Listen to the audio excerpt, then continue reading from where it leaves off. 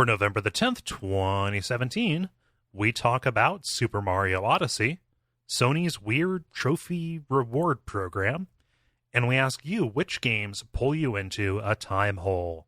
Welcome to Level 219.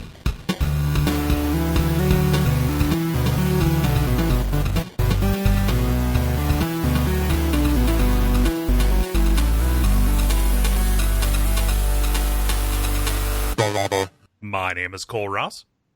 I'm Dennis Furia. I'm Jala Prendez. I'm Ben Merkel. And you are listening to The Level, an incredibly spooky podcast from beyond the... Wait, I'm it's just November. Wait, no, I'm just looking at you. Oh, fuck, we missed that episode, didn't we? Yeah. We're so spooky, we jumped forward in time. Here we are, podcasting from the past. I mean, I'm just making a joke because we skipped last week and that. And scene. Hi, everybody. This is a podcast for people who love video games. Sorry, I forgot to say the needful there. Yeah, sorry we missed last week, but it was worthwhile to have some time for Halloween. But sorry, not sorry. I ended up streaming, so some listeners got to hang out with me anyway. So yeah, neat. That was a thing that happened. Woo! Yeah, and you're going to talk about that. You were streaming Resident Evil 7. Yeah. And of all the games to turn into a possible like Danganronpa kind of thing, where Jala gets mad at Cole, I didn't expect one of my favorite games of this year to do that. We're gonna have a discussion. It'll be fun. Turning the volume on my headphones down now. So stay tuned, everybody, for the intervention. Yeah. So how is everybody doing? Any cool things happen over the past 2 weeks? Yes. Yeah. Yes. I did my Spartan Beast and I got my Spartan Trifecta. Woo. Yes. Ooh. That's a thing that happened. And it was fucking cold. It was cold. Like, it never gets cold, but it was like 28 degrees and windy. And then we had to go through water. And then we had to totally get submerged under the dunk wall. And that is what sapped all of my energy. It was like 14.25 miles on trails with hills and shit and obstacles and lots and lots and lots of water. It became a running gag where like I was going with my two friends that we were doing the trifecta together. So my teammates. And I was like, well, look, guys, it's only like 3 miles left. I can see the cars. I can hear the announcer. There can't be any more water. Fuck my life. I go over a ridge and there's like half a mile of like a lake we have to cross. I'm like, of course there's a lake. So a dunk wall, like this appears on the video that I'm watching. It's the first result on Google and YouTube. Appears to be a wall that is in the middle of like a trench full of water. Yeah, and you have to go underneath the water to go under the wall.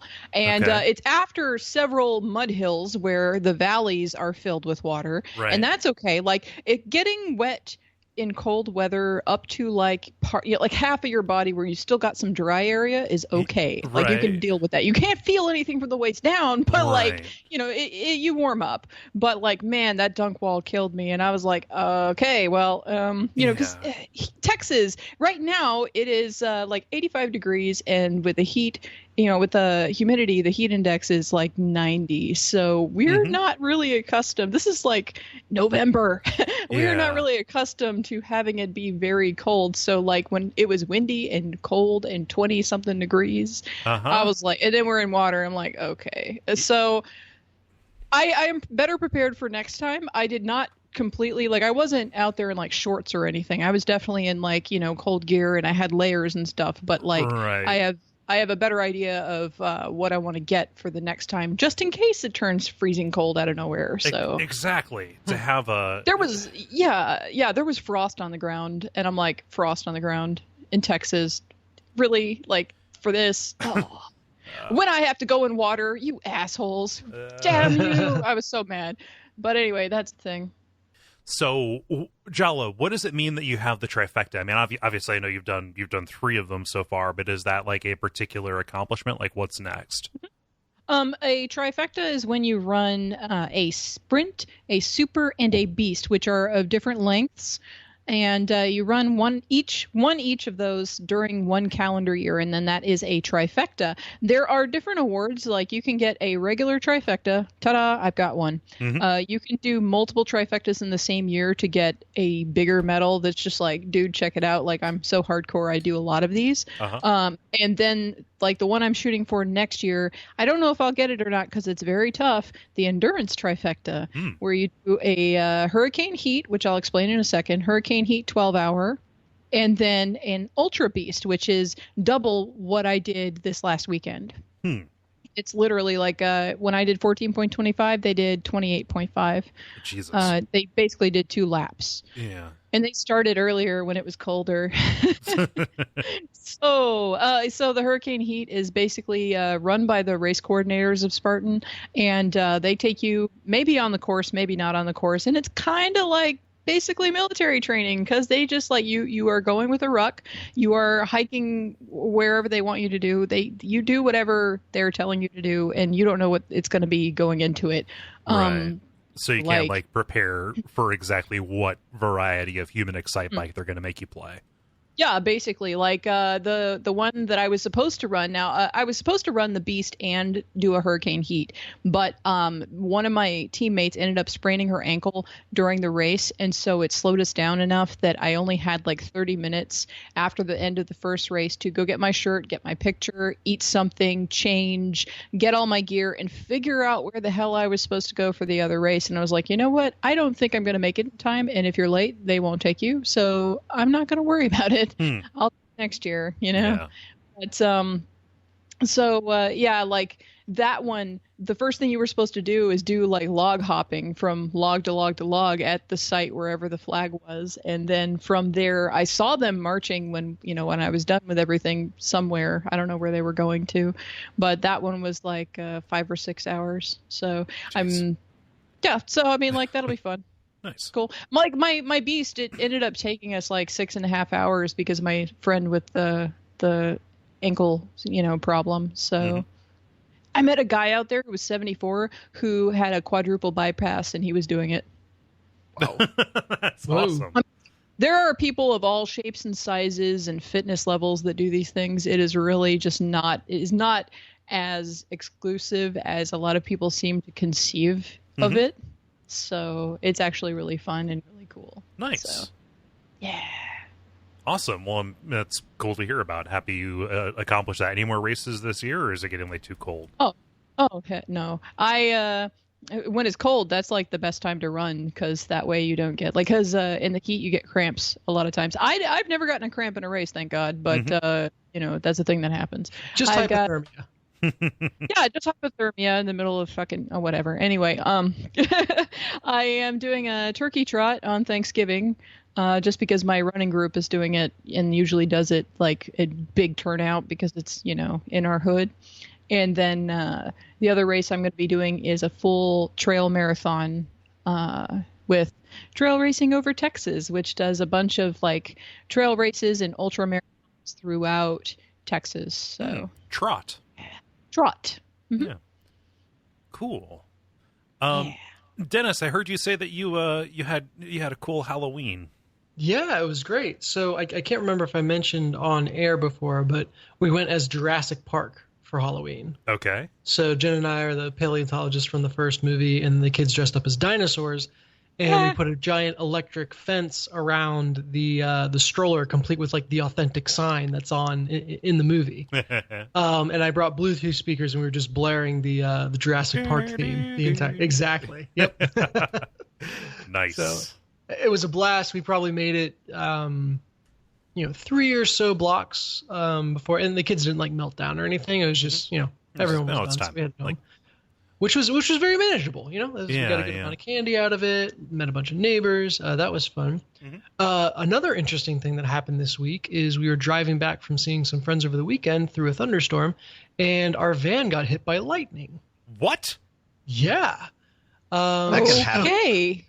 It seems to be fine. Like it got hit. It was a brilliant light flash accompanied immediately, at the same time with a giant boom.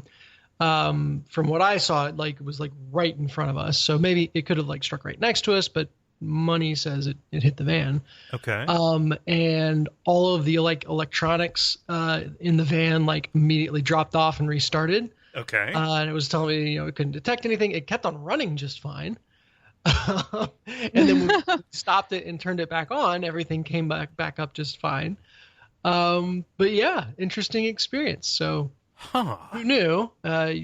They designed vans to be able to get hit by lightning and keep on going, I guess. Yeah, there must be. I mean, the ground must not be inside the car. So I'm very happy you guys and that this wasn't a disaster for you and your family. That's very eerie. Did you go and buy a lottery ticket? I know. Should have. I don't know. Yeah, I don't know what the odds of getting hit by lightning while you're in a car are versus getting hit by lightning. Period. Yeah. There's that myth that if lightning hits your car, you're safe because of the rubber tires, which doesn't make a goddamn lick of sense. But glad you survived, bud. It goes to the frame. So yeah, that's a little dose of excitement there. I'm checking periodically for superpowers. Nothing yet. Yeah, I mean, if the stories are true, it's going to manifest in your kids. Yeah. Well, that would explain why Luke was floating above his bed tonight. Yeah. That or possession. We're never quite sure, and at 3, it's always hard to tell. Yeah, it's a real blurry line when they're that young. So yeah, eventful couple weeks. It sounds like it. Mm-hmm. Huh. Well, Ben, I want to give you a chance because everybody else had one, and we haven't talked in a while. I went out of town 2 weeks ago, got to visit some friends in Seattle, and then I got to do something that I'll talk about in the grind. So fantastic. Mm-hmm. Yeah. Awesome. Well, I don't really have a story. It's just been a bunch of the usual work stuff. So why don't we get on with the work stuff? Why don't we do the usual kind of show? We've got the brief, the multiplayer, and the grind, and why don't we get started with the brief, where we talk about things that are happening in the world of video games around us. Let's see, Jala, what's happening with the Switch? The video games are around us, all around us. Yes. Are they surrounding us? I mean, I'm. Oh no. Just like I've a got force or a religion. Okay, I've got my gaming PC to my left. I've got my R Zone in front of me. To my right is my living room. Actually, honestly, it is true in my room too, because I've got my computer in front of me. Behind me are my consoles. Over that way are my games and my other consoles that aren't plugged in. So yeah, it legit is true. They're coming for me. All right, so.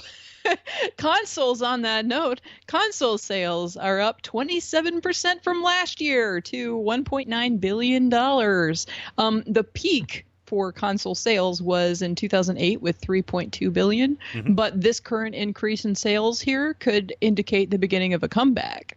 So the PS4 is still selling strong, 4.2 million sold last quarter, with earnings up 376%. Total sales have been 67.5 million PS4s since launch, outpacing the PS3 sales. So that's cool. Nintendo ratcheted up its sales expectations from 10 million to 14 million by March of 2018. And I know if I catch a break long enough, I'll be getting one at some point. But that's the caveat is that shit has to stop happening. Right. Or at least at a slower clip. Yeah, so I can maybe breathe. So Xbox One X is hitting stores the day that we're recording today. So Microsoft says it's the most powerful console ever made, although console folk, I'm sure, are going to tear into that. Whatever. Marketing. Yeah, whatever. Yeah. I don't give a shit, Xbox. So the Xbox One sales dropped 48% last quarter because of the Xbox One X release, but the subscriptions to Xbox Live went up by 21%, and Twitch is, of course, growing. There's also a comment in the article about smartphones having about 2 billion players, but companies are figuring out now. They used to freak out that mobile gaming was going to take over and eradicate console gaming, but then they have realized that no, console games are to what YouTube videos are to television series and major motion pictures. Console games are just more immersive. Yeah. So well, I mean, there's also like different contexts. Like you do have a limited amount of time, but you play different games in different places. Yeah. Or if you're the Switch, you just are mobile gaming. Yeah, exactly. Yeah. So the whole gist of the article that I was pulling up is basically consoles are starting to see a resurgence, and yeah, I can admit to that. At least for me, the Switch would be something that I would do. I would probably like never bother to hook it up to my TV because of aforementioned long ago discussion about my TV setup and why it's not comfortable for me. Also, I like to lay down in my bed when I'm not running and doing crazy things. Right. Yeah. So I like to sit in my bed and stretch out and give my legs a rest and then, play a game there. So that's why I really want to Switch if I could get one. Yeah. So I would actually buy a console of some sort. Yes, a mobile one, but still a console, damn it. So I haven't really been into consoles for a while. So that's kind of, The Switch has made a tremendous case for itself in its first year. Imagine how much different these numbers would be if Nintendo decided to make more than 5 of them. Yeah. So yeah, that's pretty cool. And Xbox is, that Microsoft is at the tail end of that and not really doing quite so well as Nintendo, which is not doing nearly as well as Sony. So yeah, there's a big, like a stronger and stronger Sony, thing. I guess people just have more faith in that company's console, at this juncture. They just did something good those first couple of years, and then Microsoft wasn't able to catch back up. Yeah. Huh. I was just thinking, like, the other day I was playing The Witcher, and I was like, yeah, I like my PS4 an awful lot. And I thought, okay, this came out in 2013. We're probably coming up on a time when, like, we're going to be, like, late console, and all of a sudden new hardware is going to come out. I don't want that to happen yet. Yeah. Why? Don't do it. Yeah. So the console no one asked for. Yeah. I don't know. I feel like, do you think when the PlayStation 4 was announced, there was a general like feeling that the PlayStation 3 was getting too old? No, I don't think so. Yeah, I don't know. I'm trying to think. It's hard to put yourself back in those shoes, like trying to gauge out like how much traditionally you felt like you needed a new console when you get it announced. It also felt like it took a little while for the PS4 to make its case too. Yeah. Well, that's true. I seem to remember listening to you guys talking about it because I haven't bought like an actual brand new console in a long time. I bought a Vita somewhere in there, but that was used and that's an old system. Right. That's kind of retro gaming at this point. But anyway, you guys were talking about it before the PS4 released, and you were like, "Well, I want to get one because Sony," and then it's like, but the PS3 is pretty good. I mean, like, unless the graphics are so much better, I mean, like, what is it going to offer me that's going to be, greater than what I've already got or that kind of thing. Mm-hmm. So that's kind of like what the attitude was before it came out. But now, I think it's kind of like a given that you will get one if you are already on, using your PS3, you're going to get a PS4 as soon as you can. So. Yeah. I feel like it's always a game that makes the sale for a new console. Like, because I remember with the Switch I was just getting PS3 games when it was on both systems when they were both out. And I was happy that's how you with played like Destiny. Yep. Is that how you played Shadow of Mordor? I think that's one of the games that I first switched over to PS4 on, because I'm not sure if that was on both consoles or not. It was on both, but the PS3 version didn't have the Nemesis system. Yeah, that's right. Yeah. Yeah, that's the first one I remember you talking about anyway that was actually a PS4 game, but I don't know. Man, I remember a day when it's like, oh my gosh, I'm going to get this because Watch Dogs is a launch title. Whoops. So innocent. Whoopsie. So young. Yeah. But then I canceled that pre-order and I just waited until Dragon Age Inquisition came out. A lot of big mistakes there. Well, that is usually why I don't really pre-order damn thing. Yeah. I'm just like, I'll just wait and see, and get it whenever. Like, I knew I wanted a Switch, and I would have pre-ordered one if I had the money. Yeah. And I would buy one now if I had the money, and it's that kind of situation. So I'll get it as soon as I can, but it's not right this second, and that's fine. That just means that there will be more games out there for me to pick from, and then have a lot of backlog. And, then I can have another system with backlog because I don't have enough of that. Yep. Oh, well, it's cool. It's good to hear that these gigantic companies are making more money.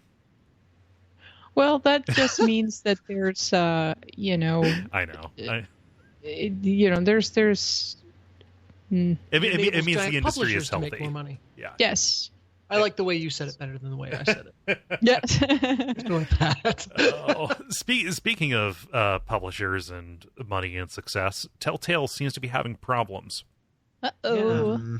Yeah, so this tell is... the tale, Cole. I will tell the tale of TellTale. Behold a tale of woe. This is related to TellTale, the people who do those narrative episodic games. They recently laid off 90 of their employees, which amounted to 25% of its workforce, saying to Games Industry International, their CEO said, "Our industry has shifted in a tremendous way over the past few years. The realities of the environment we face moving forward demand we evolve as well, reorienting our organization with a focus on delivering fewer, better games with a smaller team." Yeah, so this is kind of a big deal because if you'll recall, especially after the success of The Walking Dead, TellTale kind of seemed to be everywhere in every single kind of license. Yep.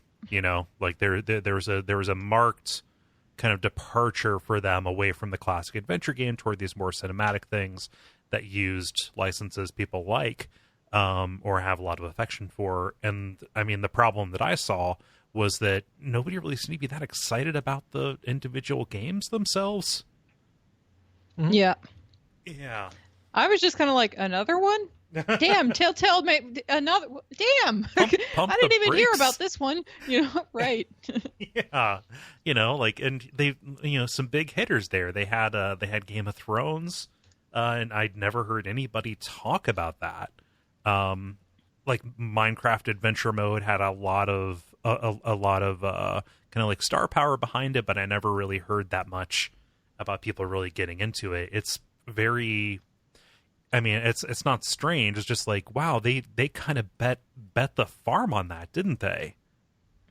Well, and I wonder how much, Game of Thrones isn't hurting for a game, so TellTale has to be shelling out for the rights to do Game of Thrones. Right. Mm-hmm. I wonder how much they threw down, being like, well, we struck gold with The Walking Dead. It's got to work on other formats, and you do that. You do Batman. You do. Every major franchise under the sun. It felt like they were. I assume they were, buying up, and clearly it's not working out. Yeah. Well, that sucks for those people who were laid off.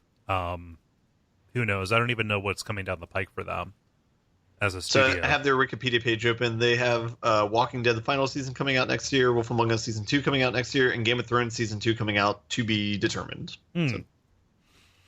Okay. Well, best of luck to them. I don't really have anything else to say on top of that. I've got bundles and bundles of TellTale games, and that's like every other bundle. Apparently they have a Guardians of the Galaxy game that came out this year. I had not heard of that either. Yeah, see, like I said, just what? What the fuck? When did that happen? I don't remember that. Yeah, their Orange is the New Black game was on point though. I could fucking believe it. Yeah. Weird, very weird. Legit though, I would probably play Stranger Things TellTale game. Yeah, I probably would too.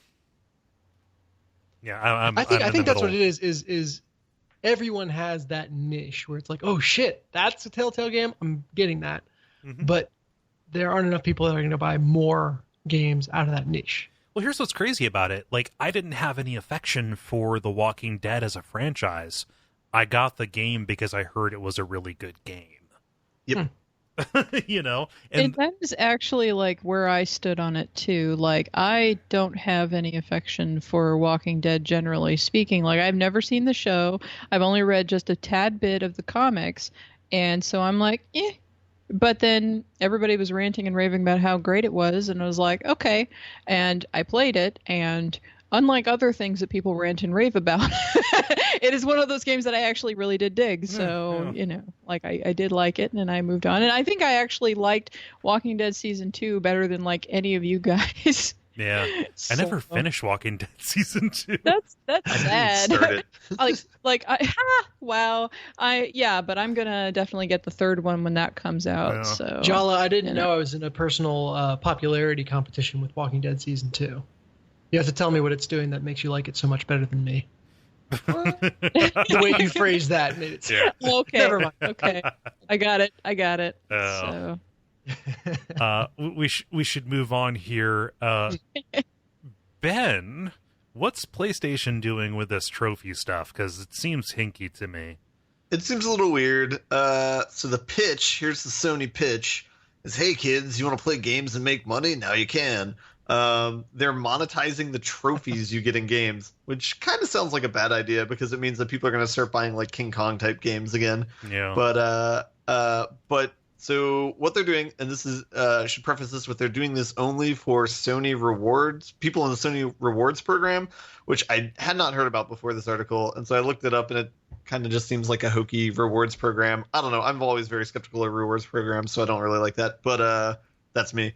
But what they're doing is, if you have a rewards program and if you sign up for this thing, the way it works is every time you collect a trophy, you will get a certain amount of points that you can redeem on the PlayStation Store for actual money to buy actual things virtual things on the PlayStation Store. And so the way it breaks down is a silver trophy is worth a penny, a gold trophy is worth 10 cents, and a platinum trophy, which is getting all the trophies for a game, is worth $1. But you can only turn them in groups of certain numbers. So you need 100 silver trophies, 25 gold trophies, or 10 platinum trophies in order to redeem whatever it is. Yeah, that's it. So it's like Camel Cash, except you have to mail in the butts to prove that you smoked them. Yeah. Exactly. I don't know. Like, I don't think it's a terrible idea. I mean, I think it's interesting to try and like incentivize people playing games and getting trophies. I mean, there's a lot of like asterisks on that though, like provided that, you know, people are like making things worthwhile and associating those with trophies when you play it, and not just like, I don't know. It seems like there's a lot of bad places it could go as well, where people are just playing games without enjoying them. This changes the way that I make trophies, because what this really is fans will be mad at me if I, allow there to be a trophy that's really hard to get. Possibly, yeah. Like my mentality is immediately, well, great. Like, developers, you either hate me or you're helping me out here, get a $10 refund on my game, or rebate on my game. Yeah, or you can do something like heinous, like have something that's like only achievable through a lot of hard work in a game, or if you pay like 50 cents, you can get all the trophies or something like that. Right, like, yeah. One of the trophies is like, do microtransactions with us. Yeah, exactly. Yeah, seems like it can go a lot of sketchy places, and it's gated behind the like Sony rewards program, so yeah. I don't think this will be a big thing, but the Sony Rewards program also offers discount codes or points for things like signing up for trial programs, for and all, subscribing to PlayStation Network services, or buying and renting movies. Yeah. Get paid I'm for sure ads. I signed up at some point. I guarantee you I'm signed up for this and have no idea how many points I have. We should also bring up that Sony does not sponsor the podcast. This is not a pitch for them. No. I do not endorse this. God, I hope that what I just said didn't sound like I was pitching for that service. Mm-hmm. Yeah. No, I don't care for this one bit. But I also think that Steam trading cards are a terrible idea. Like, yeah. It just I think it's interesting as a case of like people trying to monetize playing games to the player. Yeah. That's interesting. Yeah, I don't know. Playing the game is plenty rewarding for me. It should be. Yeah, like there's somebody out there for whom that statement that I just made sounds like I'm like a cranky old grandpa who's like, clothes dryer, we got the sun. Like, Yeah. I mean, I sometimes feel that way too. Yeah. All these microtransactions in games now. Yeah. It's wrong. Loot boxes. Mm-hmm. Huh. Guys, I have 0 points, though I did sign up before. Wait, currently 1,000 points in the Sony Rewards program gets a user a $10 discount voucher on PlayStation Network. So it seems like primarily what this is for is to earn free PlayStation Plus time. Yeah, I could do it. Yeah. Weird. Well, hopefully this doesn't backfire on them. Yeah. Yeah. Dennis, round us out with this story from Ingress. Yeah, in terms of skeezy programs, we're really hitting all the high marks. So you guys might be familiar with a game called Ingress. It's made by Niantic, who also does Pokemon Go, and has much the same mentality in that you play it in the real world by going to physical locations, taking over nodes, and there's kind of two sides that are struggling for control of these nodes across the globe. Well, great idea, really cool concept, but it's starting to get creepy because there is a third-party tool called Riot, not to be confused with the developer, that allows people to track other players' movements fairly easily. So it'll kind of, you type in a player's name and it tells you what nodes they're checking into and when. And it's starting to get creepy. So like one person playing like literally found a note on their doorstep warning her to like back off. Oh, no. Another person, found the board for this Riot program and saw someone bragging about how they found out she was taking a vacation to Costa Rica and paid someone to sabotage the nodes that she took in Costa Rica. Like getting kind of personal. Jesus. So, yeah, it's crazy. So the interesting thing here is like, that's the fantasy of this game though, right? Is you're in this like covert information war. Yeah, it's all about like a conspiracy theory, information technology kind of thing. Yeah. Yeah, and like, but so where is, it's like the people who did the Nerf Zombies games in college and high school. Do you guys ever get exposure to those? No. Oh, there would be gigantic, and this is in high school, zombies wars where like, you'd have people who all started out, you'd have Nerf guns and there would be like one zombie. And as long as you could hit the zombie with the Nerf gun, they weren't allowed to touch you. But if they touched you, they turned you to a zombie until, there was only one person left. And so this, took place over weeks, sometimes months. People get really into it in terms of like, they would have platoons moving together between classes and locations. Like it got kind of out of hand. And that's the question I'd love to pose to you guys is where is the edge on this? Clearly, looking up someone's data is wrong, right? I mean, finding out where they live and putting a note on their front door to psych them out. I don't know if it is the line, but I'd say it's pretty far behind it. Yeah, no, that's definitely across the line. So here's another example was a couple times someone who plays the game said she at least 3 times in a year was about to leave to go top off her nodes, which is a thing you do. I have no idea. So I assume that's a thing. And found that her car had been like blocked in by another car. So like she was locked in her parking spot and couldn't go get the bonuses. That feels you can't do that unless you have hacked the data or you're a psychopath stalking someone. So that's over the line. But like what level of engagement, especially if you're opting into this experience, where's that line for you guys? Like how immersed would you want to get in a game like this? I felt uncomfortable when I went to the Pokemon stop or whatever it was outside of Longworth. Sure, yeah. And there were people there who were like catching it. Like I don't want to interact with people. That's probably why I stopped playing that game. I mean, I'll take a back seat on this one because I'm disqualified. But yeah, it all kind of freaks me out. Somebody else. I'm kind of in your boat, Kole. I didn't ever go anywhere that was super like either it was really really public or there was like nobody around when I went to Pokestops, so that was cool. And then like I would see one guy maybe, and that was okay. But when it got to be a bunch of people, I was just like weirded out by it, and I didn't want to be, I didn't want people to be able to track where I was at all the time. I mean, I know somebody can somewhere because I have a phone, but I don't like that. So I'm not a fan.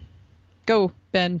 I think it depends on like the environment. Like I think like 99.9% of the time this is like not okay behavior sort of thing, like going to someone's house and leaving a note.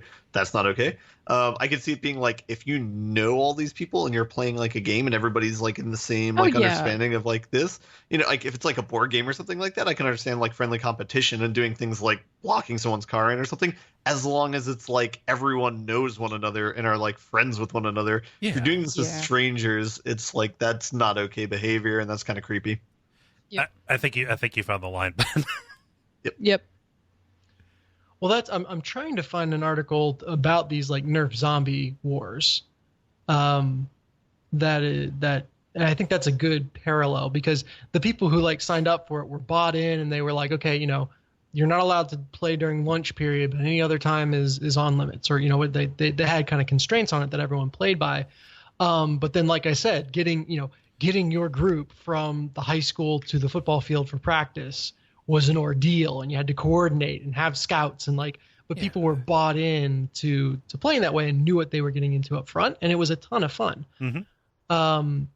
So yeah, it's that's tough. I mean, I had the same experience with Pokemon Go, where we were sitting at a stop and taking over a gym or whatever, and there was a couple sitting across from us, and it's like we took it over, and then it was very clear like they took it over, and we were kind of skeezed out. And we kind of got up and left. We're like assholes, and we walked away because they had higher level Pokemon. Oh, of course. So what are you gonna do? But there's not.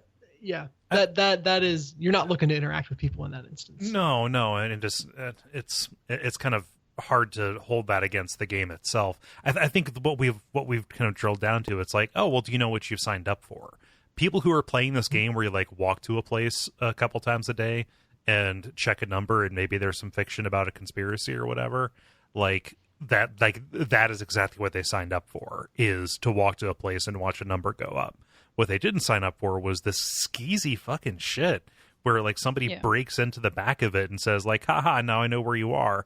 Now I can track your movements and establish your routine. That's really powerful information. Now, to kind of what are they doing about it? From what I read, Niantic has identified the people who have broken in this way and banned them. But it's not clear from the article if they actually did anything to fix the vulnerability, to make the location data less discoverable, or so it's not clear if the Riot software is still available, but less powerful tools have kind of floated around forever, and I'm sure they'll kind of be omnipresent. And I don't know how much is reasonable to expect Niantic to do to stop it versus just that people are incentivized in this game to know more about where their competition is, and so they're always going to find a way to do that. An interesting setup. I found a zombies versus humans article that I posted as reference for what exactly the hell that is. I never heard about this. Weird. I don't know if it was ever big at UC. Okay. Huh. Well, this Ingress thing has me feeling real filthy, so I'm going to go take a shower before we do the next session. Here we go. Back in 15 minutes. Multiplayer. Now it is time for the multiplayer, where we ask you a question and then you answer it. Dennis, what is the question that you ask the nice people? Yeah, this is all about time warp games, by which I mean games where you sit down and just magically then it's 3 hours later. So what are some of those games that you just should not start playing, even if you can't afford to lose several hours? And then on the other side of that time warp, do you feel satisfied about it, or do you feel like you were cheated? Oh, that is a good additional question. So I'll get us started here with Christopher, who writes, I remember The Binding of Isaac being like that for me. The same with Fallout 2, and New Vegas. More recently, West of Loathing has been sucking up a ton of time. I'm cool with the time loss because I don't have much of a life anyway. If it wasn't a game, it would probably be a TV show marathon. True. Yeah, Chris, that might be more on the way you play games than on the specific game there. It's a pretty wide variety. Yeah, especially since West of Loathing is like a 10-hour game. What are you doing? He digs deep. Yeah, he looks for all them jokes. Yeah. Binding of Isaac, I think, is going to be a popular one. I haven't scanned the responses, but I can see that being popular among roguelikes. Yeah. Mm-hmm. Yeah. Jala, what does Lindsay say? Lindsay says Dark Souls, or Dishonored. Each time I play either one, it magically becomes morning before I know it. Yeah, I can see Dark Good Souls. games. Again, Dishonored is such a short game. Well, that depends on how you play. Like, if you're like me and you're going through every little nook and cranny and then doubling back and then trying to, like, take down every person in the level or whatever the hell. I mean, like, if you're very meticulous about it, it can take a lot longer. Yeah, get lost. Or if you're like me and you're terrible at it and constantly have to reset and get infuriated. Well, then there's that, too. Like, if you're on the other end where you're like, no, somebody saw me, got to reset and do it again. And then go complain on a podcast which I do with people who like this game. Look at me. That's why I've invested a decade into this podcast, and so I'd have a platform to complain about Dishonored. That is okay, because I have differing opinions than various people about all the things that I play, so it is fine. That's funny. Ben, what does Jason say? Jason says, I'll avoid what will probably be a popular answer in Stardew Valley and go with Metal Gear Solid 5. While it is a big sandbox that you can waste some time in, I reached a point where, knowing how bad and indecisive I am at stealth, missions would require a good bit of time commitment to complete. Sadly, lack of said time to devote to it led me to put down the game to be continued in the future.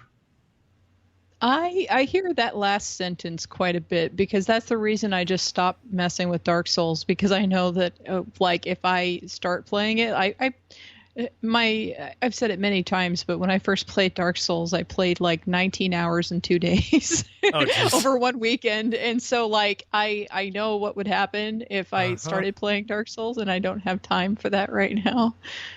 So yeah, that's and I could see that happening with Metal Gear Solid 5 specifically too, just because it does have its particular structure.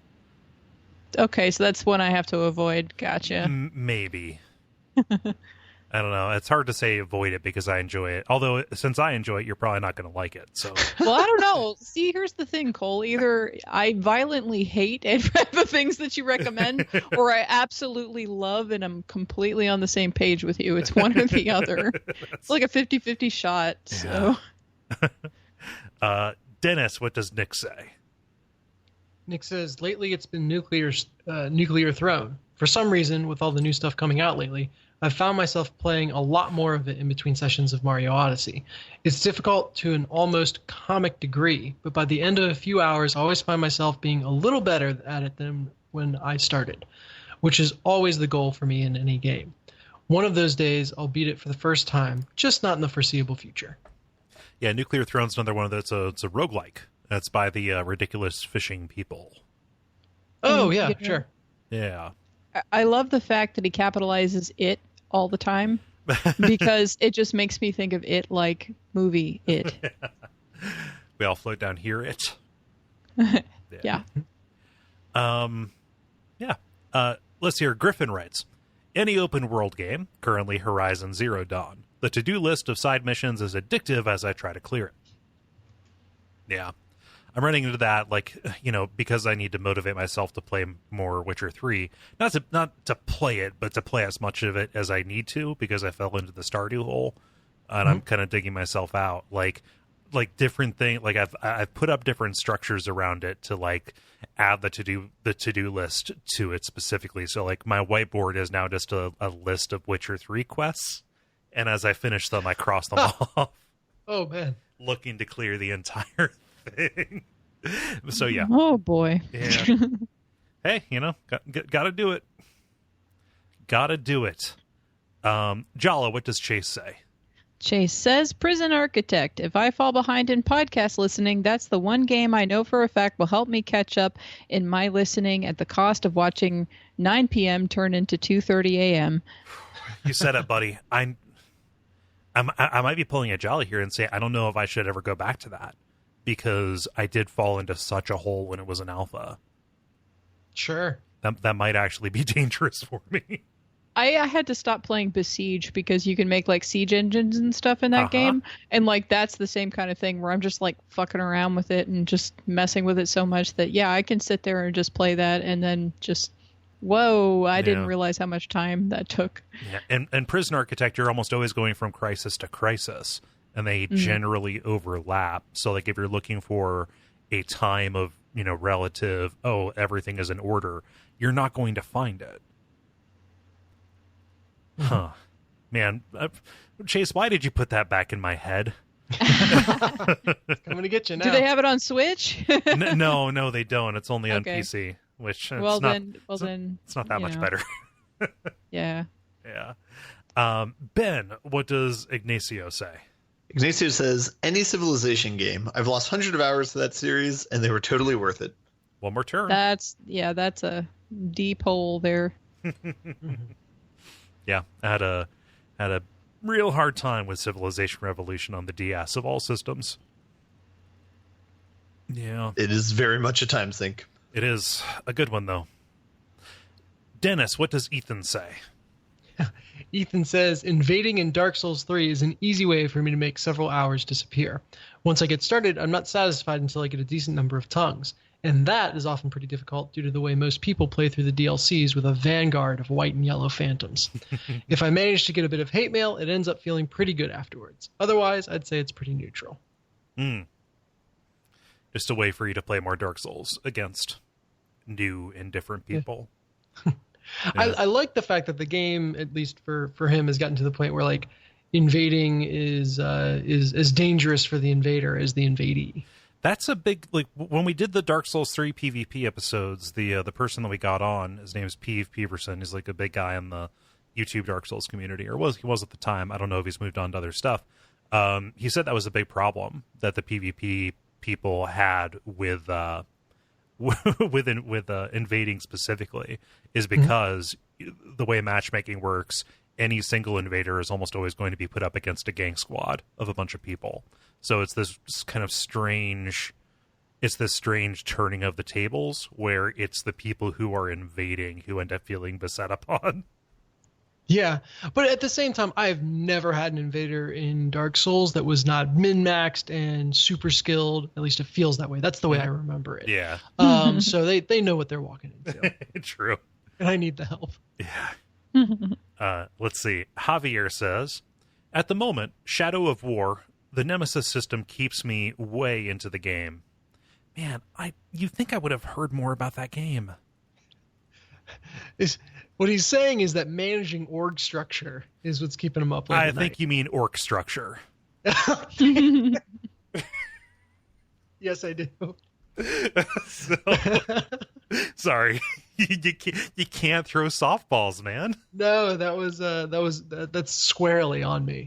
Yep. I'll take responsibility. Oh man.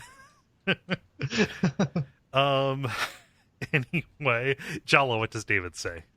David said, I just started playing Witcher 3 because it's covered for WoW, and I understand how people can put so many hours in this game now. Nothing makes me happier in a game like this than a trusty steed and a map full of things to go explore, and my time vanishes before I can say, come on, Roach. 100% worth it. Roach is the name of Geralt's horse. Whatever horse he has at the time. That's good context. Yeah. Yeah, and also you say, come on, Roach. Yeah. Okay. Well, I don't know. I didn't play the game. Yeah.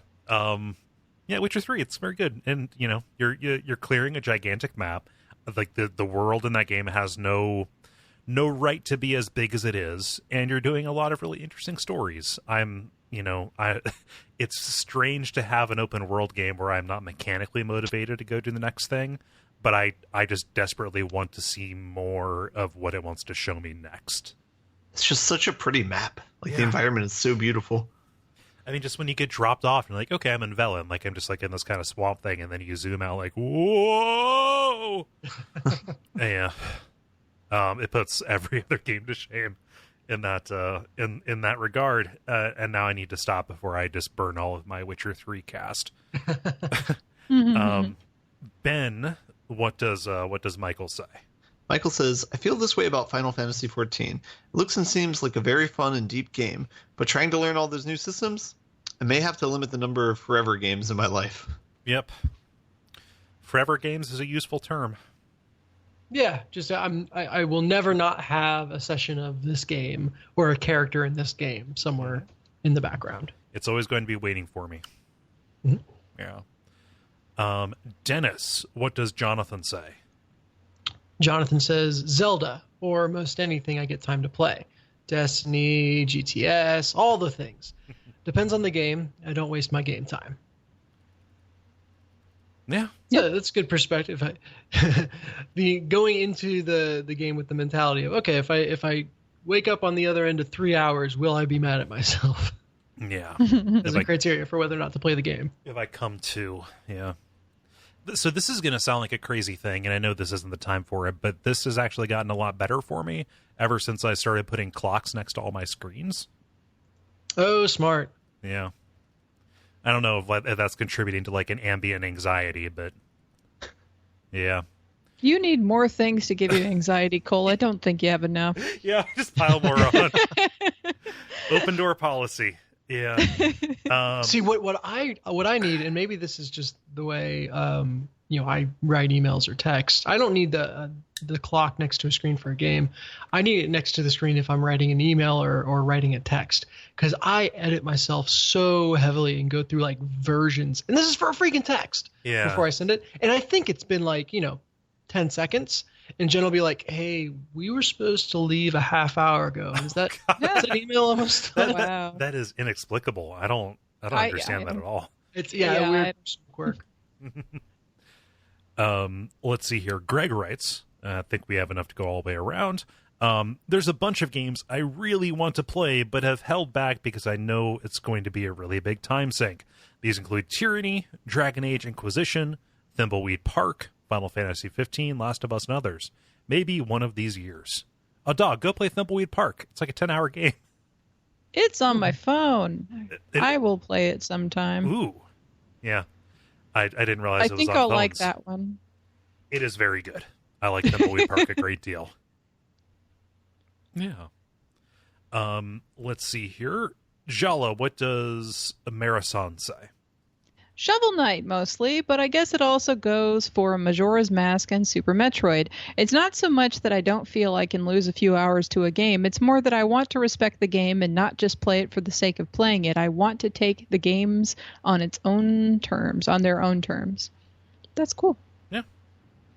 That's a nice way to put it. And it's kind of like I do that too sometimes, and I'll let it sit. And for anybody who's ever watched me stream, I only usually stream for like an hour and a half or maybe 2 hours. I don't really stream for very long chunks. Mm-hmm. And part of that is like say when I stopped with Resident Evil 7 in my stream, I just needed to have some time before I go back to it. And I needed to think about it and whatever before I go back into it. Not because I'm terrified of it or anything like that, but like it shoves a lot of stuff in your face, literally. Yeah. And it's kind of like, okay, I need some time before I get back to that, just because it's just very extreme. So I'm like, okay, well, I'll get back to that at some point after I've reflected on everything. And I think it benefits if I tried to cram all of it down my own throat. I probably would pretty much hate it, I think. Yeah. So it's a good idea for me to take breaks. Yeah. So I'm down with that. Breaks are always good. Yeah. Yeah. Ben, what does Tim say? There's a car in the background right now. I don't know if it's audible. No, it's not. All right. I'm going to go in. Sorry. Tim says, StarCraft, Warcraft 2. I have a severe, I'll just set up my base problem, which leads to my entire evening disappearing. Always a good choice. Man, setting up your base is the entire game, though. Yeah, I feel like these can go either direction until the last sentence of the comments. Yeah. Yeah. I'm gonna That's pretty. Yeah. Now I'm just gonna roll credits on this. Okay, cool. So I don't think we're going to talk about it today, but StarCraft 2 was announced to be going free to play. So Tim, you'll have a bunch of fresh meat to chomp on as well. Yes, this is the day you've been waiting for, my friend. Yeah. Prepare to lose a lot more nights. Dennis, round us out with Mike. Yeah, Mike says The Witcher 3. That's the surprise favorite of this one. I bought it a year and a half ago, but there just isn't enough time in the day. Oddly, I did recently play Witcher 2 finally and blasted through it in like 25 hours. That's what folks say. Witcher 2 is short. Yeah. Huh. If 25 hours is short, it is short for that kind of game. I was going to say, is that like, is 25 hours the stay on the critical path, be a critical path Johnny playthrough, or is that like you can actually explore a bit and the game is just that short? The other person that I heard cite that number said that they did a fair number of side quest kind of stuff, but not all of it. Yeah. Cool. That's all the people we have in there right now. Mine is going to be boring and obvious. Stardew Valley. Now that I've kind of started streaming it, I have less motivation to just like play it in bed. Which was part of my problem before, was playing Stardew Valley in lieu of sleep. But yeah, I fell down a very deep dark hole with that, and I think I'm getting better.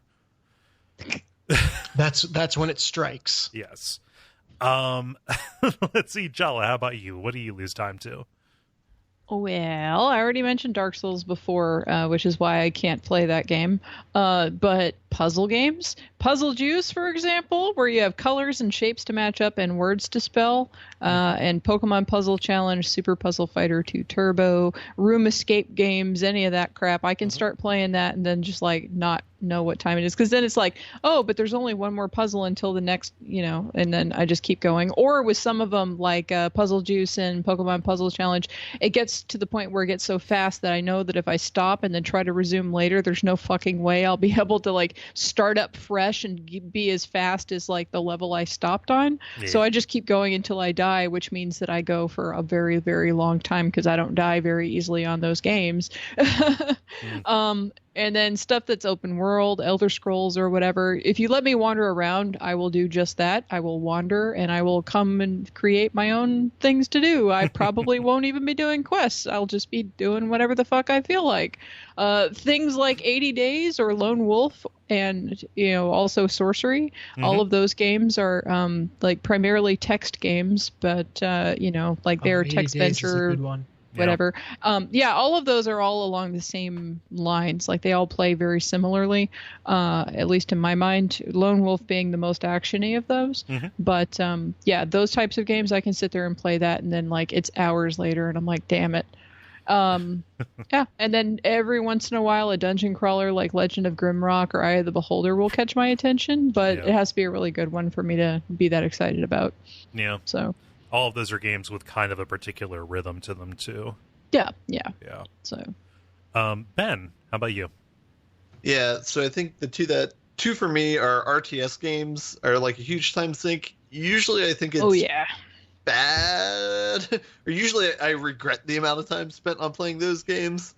The other one that I think is Magic the Gathering is a pretty big time sink at times.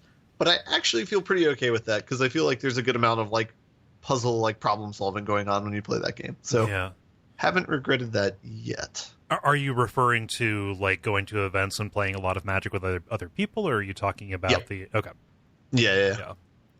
That feels like it's part of a different thing because it is a social engagement as well.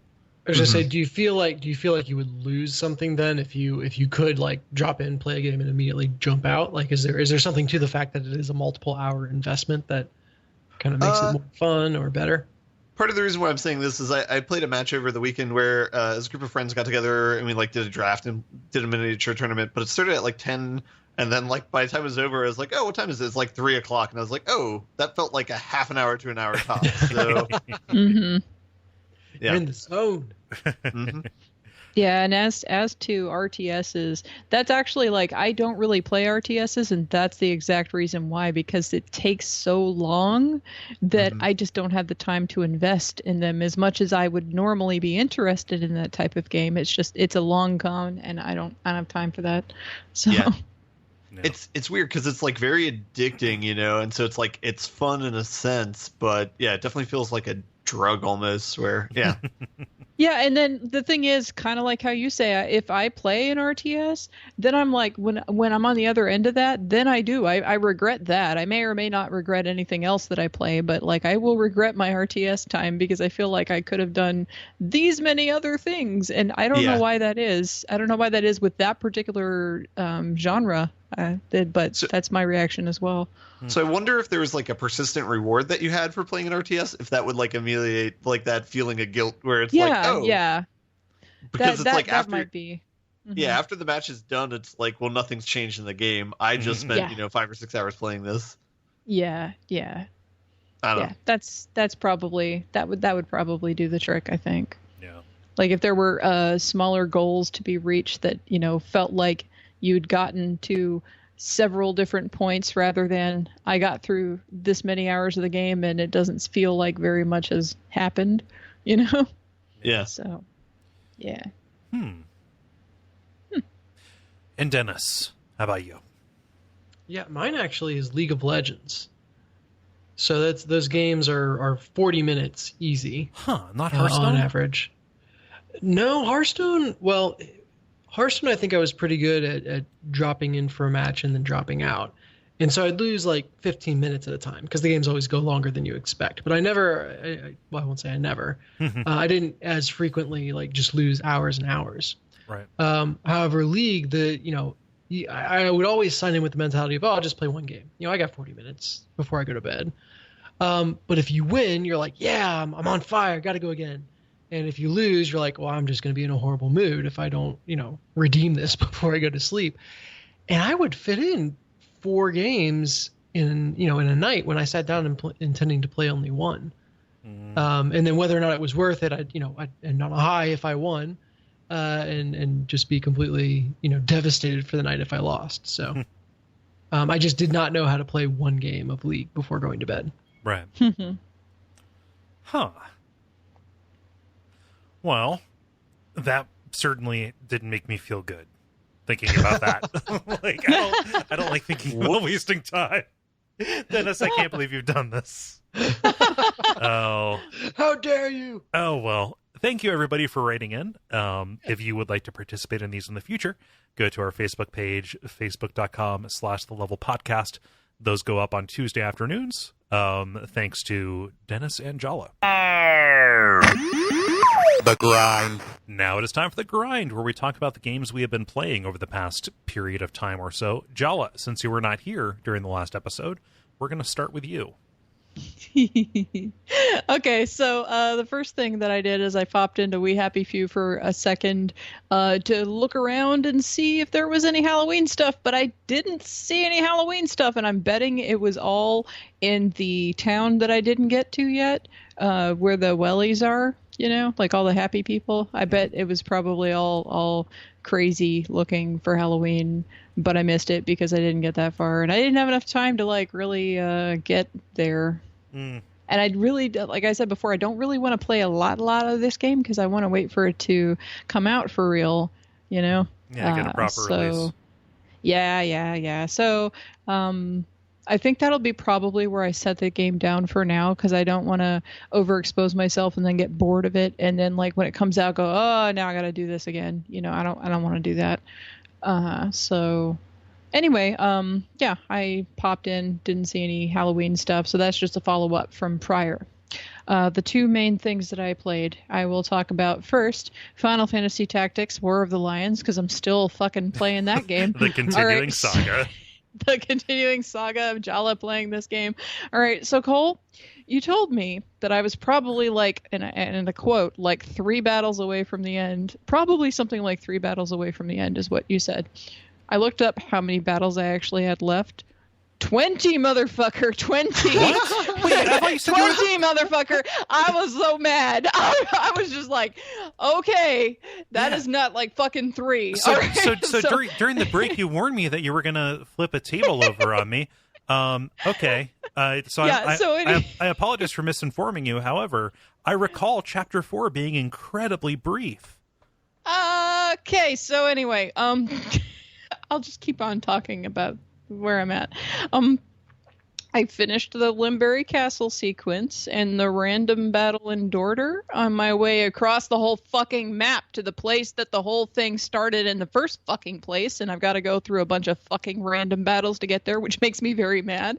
I also see a bunch of optional content floating around, and I'm sure that if you really love random battles, it's great, but screw it. I'm on hour 52 now, and I've realized that between this and Persona 4, Persona 4 Golden, I realized that my tolerance level caps out at about 40 hours. Okay. And so I'm on hour 52, and I'm playing it, and I'm not like completely, I'm not mad at the game, other than the fact that now I got to go across the fucking map to go to the next battle. Like, fuck you, game.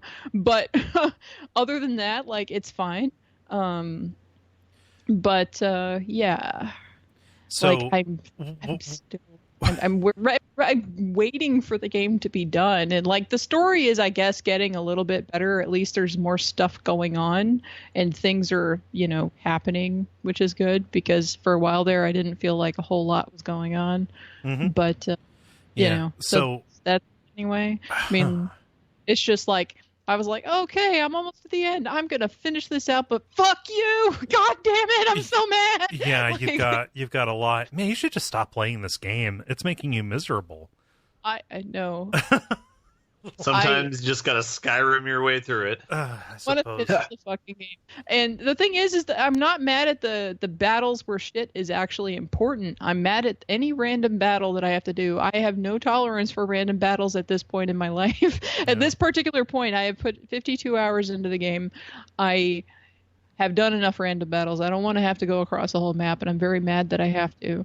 It's to the point now that literally what I do is if I get stuck in a random battle, I will fucking turn it off and reload it so that I can, and save it between towns so I don't have to do the random battles, which is tedious, but so are the battles. So yeah, what you're describing is entirely alien to my experience. I'm just like, I'm done with those battles. I'm just like, nope. I wish there was like an item where you can just deuce out of those, because I just want to get to the end of the story and be done with it. Yeah. Like I said, I like the way it plays is fine. Like I like the systems and all that. Once I got a hold of what was going on, and like I said, the story is actually kind of picking up a little bit, which is cool.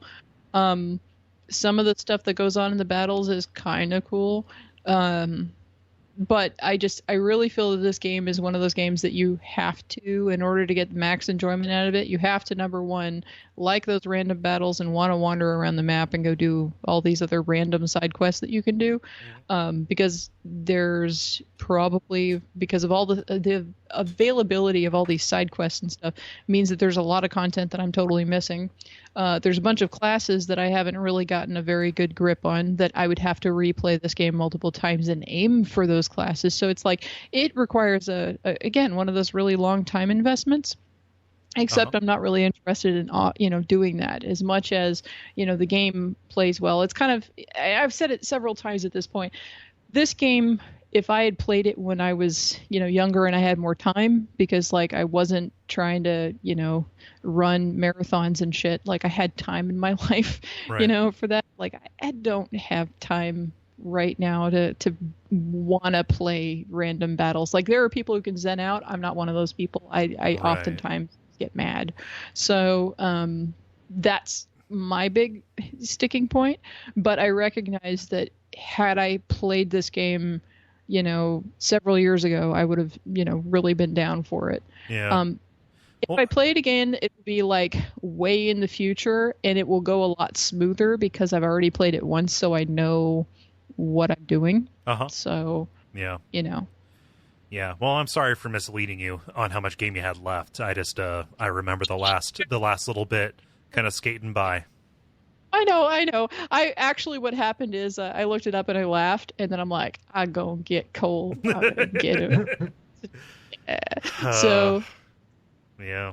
I just giving you shit. So let's give you some more shit of Resident Evil 7. The other thing I played, as I said. No, Jala, I never sat down and looked you in the eye and said, you must play this game. So, I'm not going to distance myself from having said nice things about it in the past.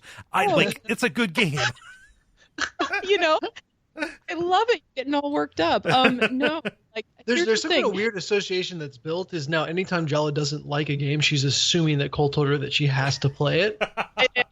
That's basically what I was going to say. Is like at this point, it's just running gag, you know. But besides which, I wanted to play Resident Evil 7 for myself because it's a Resident Evil game and I like Resident Evil. So that is why I wanted to play this game. Nobody told me that I needed to play it. So, you know, I will say that. However, I do know that you like this game. And so you may feel bad and you may not. I don't know. And I don't care, Kole. That is your problem. Okay. Yeah, this is true. So, first, I was given this game by Greg as it came up on the Halloween sale, so on Steam. So thank you, Greg. I streamed the first part of it last Tuesday when we didn't record because it was Halloween, and a few of the listeners were kind of sad face about us not having a level. So I figured I might as well spend time with them somehow. So a couple of people popped in and watched. So that was cool. Thanks to the people who popped over. And I'll mention some things that I have random commentary, and this is completely random shit, by the way, before I actually express any opinions about my time in the game. So the opening cinematics. Mia's mouth. What the fuck with Mia's mouth? Like, the rest of this game, everything else but her mouth and the car are realistic looking. The car doesn't look realistic, but it didn't bug me so much. But the way that the girl's mouth moves... just it's a running pet peeve of mine that bothers me in like every single Resident Evil game. But you know what she looks like? She looks like a chipmunk or a hamster that has cheek pouches that are too full, and she's trying to talk around them and failing really miserably. That's what she looks like to me. She just, it's ridiculous. And the foliage at the very start is flat and really silly looking. It reminds me of those flat cockroaches in Dishonored: Death of the Outsider that I was so enchanted by that I had to take video of them. Oh, the ones that were just animated textures. Oh, the weird little roaches. It was kind of like ones. Yeah. Yeah, and all the foliage was flat too, and I'm like, huh, it's flat. I like the really weird round rear view mirrors on Ethan's car. I like them way too much. I was spazzing about them when I was streaming. And then, like the accept her gift sign that's outside when in the beginning of the game, it's in red, but it really needs to be in blood. I was so disappointed that it wasn't actually blood. That made me sad. How could you tell it wasn't in blood? Because it wasn't. If it was blood, it wasn't obviously blood. It was not drippy. And then if they had barbed wire wrapping the sign on there, there should be like blood on the barbed wire and shit. Okay. That's my opinion on the matter. But anyway, I totally love the deer leg beholder so much. Do you know, yeah, you know about the deer leg? Here, I'll put it in the Slack here.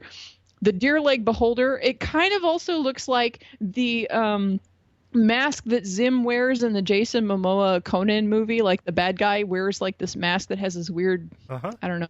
Yeah. Here's the thing. Those aren't deer legs. Those are horse legs. Somebody's doing horse sculpture. The fuck? I don't know. Anyway, it's some kind of a leg. And this is red. It's not blood. These are deer, but not horses. I don't care. Well, anyway, the point is this story seems pretty shaky. I was very excited about that, but I was very sad that the voodoo dolls were not in the little room under the stairway. I rushed over there to be reunited with them because I saw them in the playable trailer and I was so excited about them, and they weren't there. Yeah. And the people in the video bore me so much that I was like, I did not realize how much I hated them until I played this game. Because I watched it in the playable trailer and I was like tolerating it there, but I think I complained when I was playing the playable trailer too. Yeah, you're talking about the sewer sharks or whatever their name was, the haunted house YouTube show that you find the tapes of. Yeah. Yeah, that irritated those people irritate me. Oh, and then also I'll be kind of vague. When she slams herself into the wall, it's totally not convincing, and I laughed my ass off. It was funny as hell. I was just like, okay, that's great. Right. Very silly. Anyway, that's all the completely random commentary. So I'll talk about the actual game now. It plays well. It has great lighting and sound for sure. Can totally get down with all that stuff. They have some really memorable scenes so far. I stopped right after the fight in the garage. Okay. When she comes after you the second time, and after dinner, and when he's doing donuts. Yeah. Like, all that stuff is really, really memorable to me. Mm-hmm. So that's cool. But I have two major issues. Okay. First one is the stereotypes. Resi always has stereotypes, or it has stereotypes aplenty in like the Spanish villagers in 4 and the African villagers in 5. So I questioned what it was that bothered me about this iteration of stereotypes versus the prior Resi games. And what I came up with is this. In 4 and 5, it's distasteful and it's omnipresent, but it's a bit more removed because it's generic enemies and they don't like talk to you or anything. They're just like there. Whereas in 7, it's literally in your face being shoved down your throat. Okay. And I know other people can get down with hillbilly, swamp people, redneck stereotypes and not care, but this particular presentation just made me absolutely sick. And it's interesting because I didn't mind the rednecks in Walking Dead Season 1 at the farm, and probably because they didn't come across as being gross exaggerations. But the way that they do in this game feel like gross exaggerations, and I really don't like it, and I don't see that it's going to change either, so this is probably going to be an ongoing problem for me. I mean, the cast winnows down, and a lot of what happens is shown in a different light as well. Okay. So there, whether or not that makes up for what you have seen for the discomfort of, taking shots at what appears to be, poor people who live in a shitty part of the country. That's up to you. But I will say that it does kind of evolve over the course of things. Okay, well then that's good that maybe it'll not be so bad later. No. The other thing, there's an important line in the videotape. They're not backward. They're just quiet. That is actually true. And you'll see it. Okay. Yeah. Okay.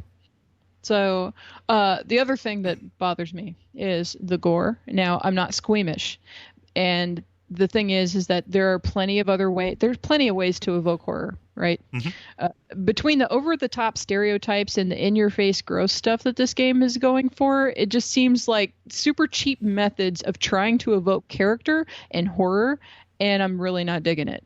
Like, it's just like, okay, that's just unnecessary. So you're talking about like the screwdriver through the hand or the chainsaw. Well, I actually don't even care about the screwdriver through the hand or the chainsaw, to be honest. It's not even that. It's just like there's just gross shit all over the place. Mm-hmm. And, It's when he picked his nose. That's the line. Yeah, sure. Well, anyway, I mean, like, there's just like a bunch of parts where it's just like, okay, if you watch the stream, like the archive of the stream, mm-hmm. you'll see my face. You'll see where I'm just like, okay, whatever. Yeah. So, and I guess, yeah, the chainsaw. There was a part with that definitely I was just like, that was unnecessary.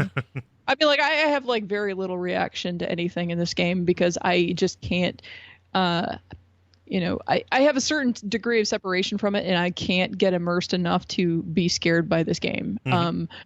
Somebody who was watching me stream it commented that he'd never want to play it because he'd be too scared. And yeah, like I'm really not scared by this game. Probably, like my comments when I'm playing this game is stuff like, this bitch gonna try to kill me. I don't care if she's your wife. Kill her, And can't you pick up that chainsaw? For real, boy, what you doing? And where'd Grandma go? Does she just teleport? And stuff like, who the fuck has a corded phone in 2017? That's my concern. I don't care about all these knocking sounds over in the corner that I'm hearing. I want to know about this corded phone. That's like what I'm focusing on. And, I got into this conversation with Chris Schley via Facebook, and he recently started this game too, and he's a little bit behind me. And he's terrified by this game. He had to set it down for a while because he was creeped out. And my issue is immersion. This shit can scare me if it's in the right mix. Like, for example, Among the Sleep scared me because you play a 2-year-old in a half real and half nightmare world, and you can die, and you have a drunk and abusive mother. But Amnesia, at least the part I played of it, and BioShock and Resi 7 just don't absorb my attention in the same way. Yeah. So I don't get freaked out by it. Yeah. Resi 7 might have properly immersed me, except the cheap shots are the things that are just, the cheap shots, and I don't care about any of the characters. The cheap shots, by which you mean just like really over the top, like shock style horror, not anything related to gameplay. Yeah, it's the shock horror stuff that I'm just like, really, and the over the top characterization, going really deep into the stereotypes to just throw that in your face, and it's like, okay, whatever, I can tell, like, with what the visuals, the lighting, and the sounds, especially since I'm using headphones for this. Yeah, if it weren't for the fact that I don't give a fuck about the characters and there's a lot of this cheap shock value stuff that I'm just like, that's lame. You could do better. You can do better. What is this? You put love and care into the rest of it. This is bullshit. I really wish that there was a more, let's say, articulated vocabulary for describing different kinds of horror. Yeah. Right? Yeah. Because I feel like there's a little bit more nuance around, like, saying, oh, this is funny and here's why it's funny. And that's something I'm trying to do with Hexcrank on those streams, and if I ever start writing again on those articles, is say that, because if somebody watches my streams, I'm never like, oh gosh, guys, like, you'll hear me if something gets me, but it's not like an exercise in watching somebody be terrified, right? Mm-hmm. And the reaction is kind of, I'm kind of tempering it to say, here's what the shade is. I think that would actually make it so that somebody wouldn't stay away from a game that wouldn't press their particular button, or make it so they do avoid something that is like, oh, totally, no, I just can't do this. Mm-hmm. Because we just have one blanket word or one blanket phrase, oh, this looks too scary for me. What's the word for the type of horror that comes when the walls are made of material that they shouldn't be made of? Is that what gets you? We gotta start. I mean, we gotta start inventing these terms. They're not out there right now, so we've got to do it. Yeah, meatballs. Well, because and the thing is that I think with Among the Sleep, the key word there would be psychological horror, because just the idea of, like, I can empathize better with a little 2-year-old. I can have compassion for a 2-year-old with an abusive mom who's powerless, very notably powerless, versus, homie who is too fucking stupid to call a cop or bring a weapon when he goes to an abandoned house in the middle of fucking nowhere trying to look for his wife who's been gone for 3 years. You're a dumbass and you need to die. Like, I'm sorry, you need to die. Yeah. So whatever. I don't have any empathy for him. I don't have any empathy for anybody else in the game so far. So I'm not finding it cute. I'm not finding it funny. I am not a big fan of shock horror. Yeah. So, like, that particular style of horror is not my bag. So I'm hoping that there's stuff that's not just that kind of stuff. Like, it's not that I'm squeamish. I'm just, that doesn't work on me. That's not appealing to me. Like I said, it shades through to different stuff. It's, that first hour, like, everything up through that garage fight is pretty singular among the stuff that you're going to see. Okay. I mean, it's very memorable. That's for sure. And that's why I kind of was like, all right, I need to take a break from this game. This is a good place to just not play anymore for now. Think about it, take a break from it, and then I'll come back and play it. Not because I'm terrified of it, but just I need some time, before I go back in there. So I will take issue. I think that it's a very funny game. Well, I haven't found anything to be funny so far. Yeah, that's also. That's also subjective too. Yeah. Yep. Huh. Well.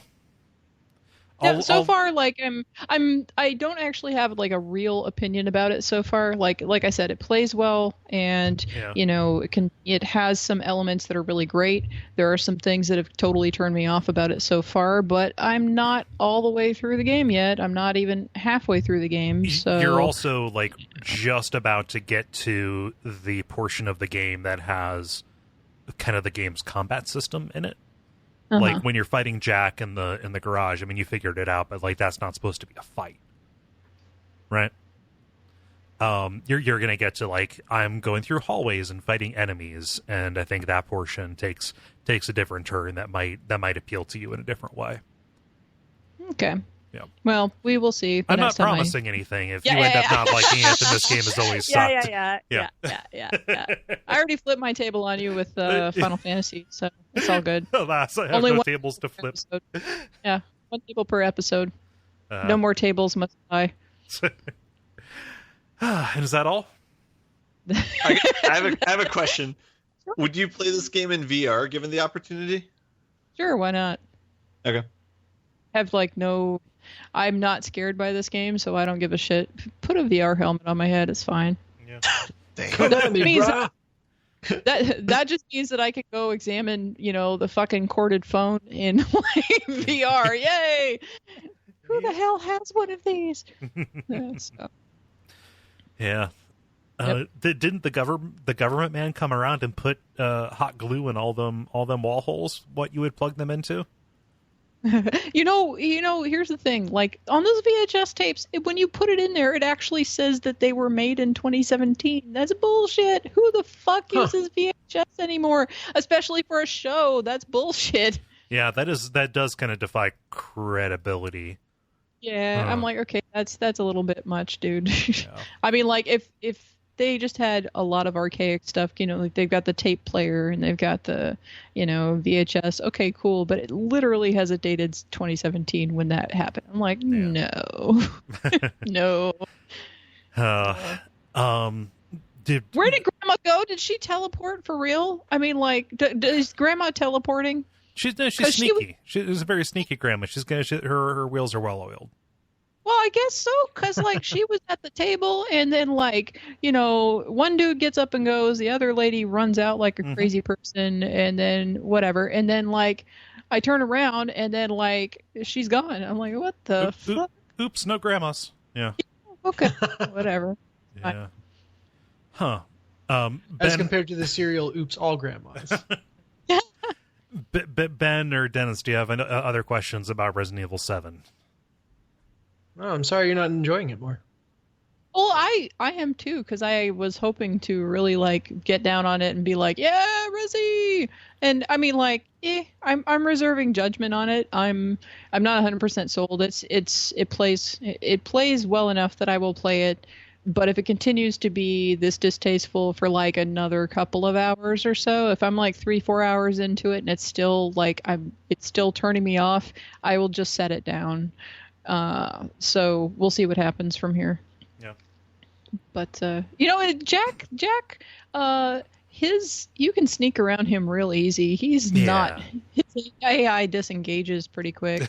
Yeah, he's got. It actually made me laugh. I was like, he's got a bit of a short leash outside of that initial hallway where he bursts through. Oh, that was funny. I was like, Kool-Aid Man, yo, he's the Kool-Aid Man. He's hilarious. Yeah. So anyway, I think I'm gonna go because I have a new game to talk about. But before, go ahead. Go. Oh, I thought you said. Oh, you said go. Oh. Okay. Oh. A couple of things. In front of that, did some streaming here recently. Finished up Eternal Darkness after just way too much time playing that game. Man, there's some bullshit in that toward the end. Yeah, that was fun. And that last boss fight is enough to make me rip my hair out. I almost considered not going back to it. But, yeah. He started laughing, guys. He started laughing. What's that? She started laughing. Oh, I did start laughing. That's never a good sign. Yeah. It's a sign that Kole's mind is starting to decay and he's descending into madness. We need to get him out quick. Yeah. Quick, pull the chain. Gotta yank him out of there. Yeah. Also streamed some Stardew Valley, which was fun. Got to show people my farm. Yeah. I got to see some of that. Yeah. Got to show people my monument to depression. Yeah, no, so I'm gonna try to do that more. I'm testing out doing like different streaming show kind of stuff. I call that one gardening at night after the REM song, because you do it at night. See, was that on Sunday? Did I miss that entirely? That was like Saturday. Or no, I think it was Friday. It was after. I think it was Friday too. Yeah. Saturday I streamed a couple of 8-bit games that people requested, and then I also had fun with that.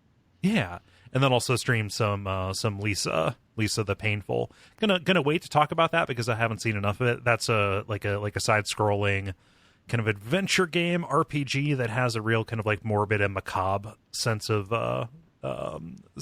humor to it.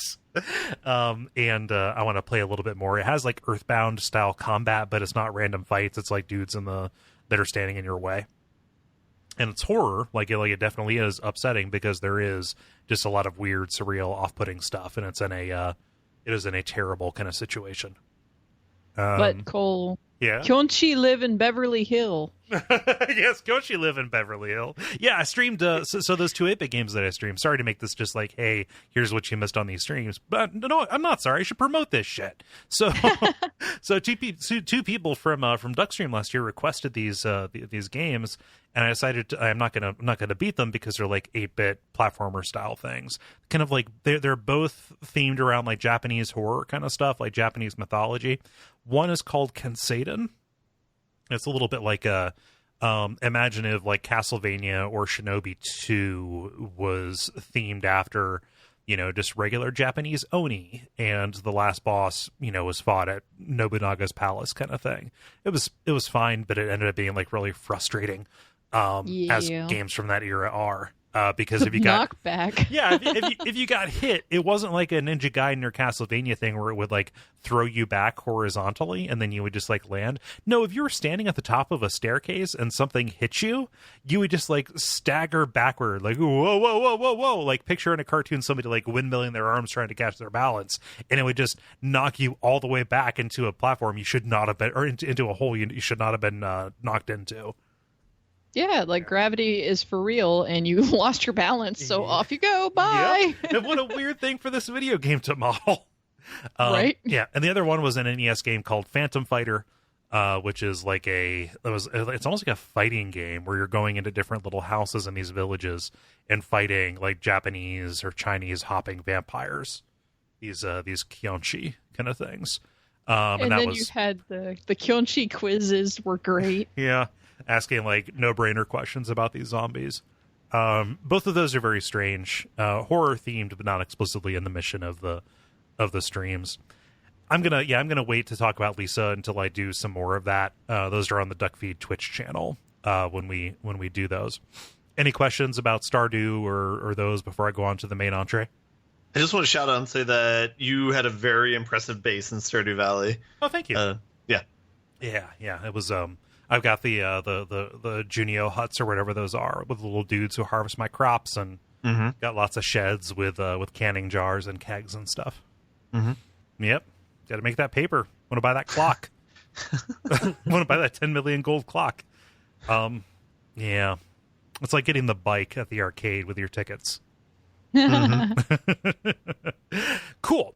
So the other thing that I've been cheating on The Witcher 3 with is Super Mario Odyssey.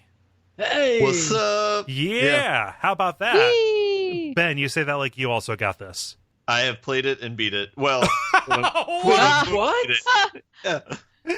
Okay, we're probably gonna have to tag team this. Yeah, we did. So this is what I did in Seattle. Is we got this game. It came out, and we just sat around for 2 days and played it and beat it. Nice. It's awesome. It is so good. Oh my gosh. It's like such a good idea for a system where it's like we're gonna make this one single mechanic, but it'll have like infinite amount of extension in it. So yeah. Yeah. So if people weren't paying attention to this, or they want like a small kind of summary, this is a 3D Mario game in the vein of like a Mario Galaxy, except without the planetoid kind of gimmick to it, or like Mario Sunshine, but without the water jet. Instead, what you're doing is you have this hat. So that it's lets a Mario you... game without anything special. Well, au contraire, mon frere. The gimmick in this one is that you have a hat that is actually a ghost, okay? And the ghost can help you, Mario, possess different enemies that you throw it at. It's not supposed to be spooky. It's supposed to be a happy game. It's supposed to... I'm pretty spooked. Yeah. So. And so this is great because what it lets you do is inhabit and, like temporarily play as regular Mario enemies. Like bullet bills will be shooting at you, and you can possess them as they, as they're coming at you, and then like use them to fly across these large spans. Or, blow up things that you want to, get away from. Like possessing a Goomba lets you walk around on like uneven ground. Like they don't slide around on ice or things. Chain chomps, like you do this crazy little like almost Angry Bird style slingshot with them. Yeah. The opening stage just has these gigantic T-Rexes that you can inhabit. And you start just like pounding through the entire level at like, 100x Mario size, just blowing through obstacles you'd have to like climb all over. Mm-hmm. So I'm not very far in this. I'm gonna admit I'm just at the end of the desert zone kind of thing. Yep. But like they use that very well for the boss fights. They use it it's so inventive and so fun and so light. Is guess what I would say. One of the things I was surprised by is how the mechanics of like his movement and like all the platforming mechanics, it's almost like copy paste from Mario 64. Yeah. Like pretty much the same moveset. There's a couple of exceptions, a couple of new things you can do, but I mean that works. Like that, it kind of speaks to how good that system is. But then on top of that, the hat mechanic is just like a lot of fun. I do like that anytime you possess someone, the identifying factor of you possessing them is that they'll have a mustache. That still lets you know. This mustache rides you. Oh my. But comparing this to like Zelda Breath of the Wild, like whereas that is kind of like a completely new game that has a Zelda skin on it and it kind of works, like this is a Mario game. Like this is this is a core platformer game. It has solid inventive puzzles and stuff like that, but it does a good job of making a new mechanic that's completely different than any other game in the past, and it's completely open-ended, so it's like it constantly surprises you level by level. And on top of that, it's just a well-designed game. Like it's a very satisfying playthrough. Yeah, it's great. Yeah. So you guys keep on saying new mechanic, and I have Kirby just sobbing in the corner. I mean, like Kirby takes on the ability of whatever he absorbs. He doesn't become. He doesn't like take over the thing that he absorbs. Yeah, tell that to Kirby's lawyer. We'll be hearing from him.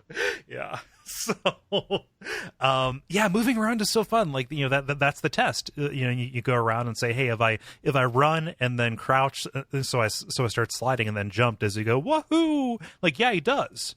It's the same thing that worked 20 years ago or 21 years ago in Mario 64. It is still so fun to run around as this character.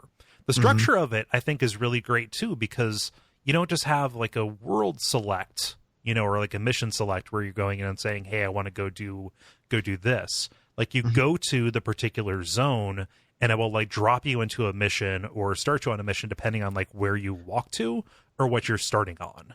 So they fold the side quests and that kind of stuff where you're getting your different doodads to power up your ship, like just into the main quest as part of like the distraction kind of curve. Yeah, like instead of there being 6 stars that you go for, there's like 30 smaller stars that you go for. Yeah. Yeah. And, you just walk over into this corner and you say, oh, this looks like it'd be, it totally is fun. And I also get rewarded for it. Yeah. Also, this is a fucking gorgeous game. Yes. This looks so good. Yeah. The intensity of the colors is just like amped up to 11. Yep. Yeah. On both the portable, the Switch screen itself and on the TV, it's remarkable what they've done with that. Yep. Yeah. I am over the moon with this game. Yeah. I feel like it deserves all the good praises that it's been getting. Definitely a system seller. It's great. I feel like it's even better than like Mario 64 in terms of like just being satisfying and constantly surprising. You know, absolutely, yeah. No, it is a you can tell this is a game that has been made with a bunch of just kind of like accumulated knowledge about the way these things should go. Yeah, and that's the thing too, is it's so respectful of the series as a whole. Like, it does a great job of like integrating past things into it, like respectfully. You know? Yeah. Well, I love in Galaxy, the way that they worked in 2D sections was to confine you into the side of these like pill things, where it was still the 3D graphics, and you know you're just kind of like walking around in a constricted phase in a constricted space where like moving in or moving out wasn't allowed, so it's just left, right, up, and down. Here, they pull a Legend of Zelda Link Between Worlds, and you go through a pipe, and then you become part of like a mosaic or something that is painted onto the side of the wall, and it's an 8-bit Mario graphics. Yes. And it just plays with like regular Mario jump physics and stuff like that. Yeah, and they limit the moveset, so it's back to the original Mario. Yeah. But then they do a great job of mixing it up. And it's like when you exit out the side of that thing or whatever, you come in the 3D world, but then you can have whatever's in the 2D world also follow you out. And then it's just, it's just so creative, and it's just so well done. Yeah. Way into it. I'm excited to play more of it when I am out from under the yoke of Witcher 3, which is not to make it sound like I don't like it. There's just a lot of it. And I really screwed two really good games. You have two really good games that you're playing right now. Yep. You poor guy. Yeah. Oh well. Yeah. And that's everything. Okay. Super Mario Odyssey, a very, very good game that you've probably heard a lot of good things about already. And if you had any interest in getting it, you probably already have it. So I probably should have jumped in earlier, but I too have been playing a Mario game. Oh, which one? No, it's been Super Mario Galaxy 2. Oh. Also a very good game. Also a very good game. We were like, do you remember how like players 2 through 4 can be star catchers? Yeah. And that you just point at the screen and it lets you collect the stars for the main player. And we're like, maybe Luke is old enough to appreciate this. He's super wicked not. Did not get it at all. Like, why am I pointing this? Yeah, he loved watching us play it, but was not did not grok. Yeah, participating now. Ability to participate. Anyway, so that's thought that was the right place to throw that in. Yeah. Huh. Cool. So Ben, it's natural since we tag team that to throw to you now. What have you been playing besides Super Mario Odyssey? So besides that, I've also been playing a little bit of Zelda. I was able, just in case anybody is not sold on the Switch yet, it is perfect if you're doing any sort of traveling at any point in time. If you're on a plane, it's great. You can just play it. It goes by quickly. The system is a lot of fun. I beat Super Mario Odyssey on a train going to the airport next to a stranger, Nice. But it was amazing. That's been a lot of fun. The Zelda game, it's good. I'm not 100% happy with it.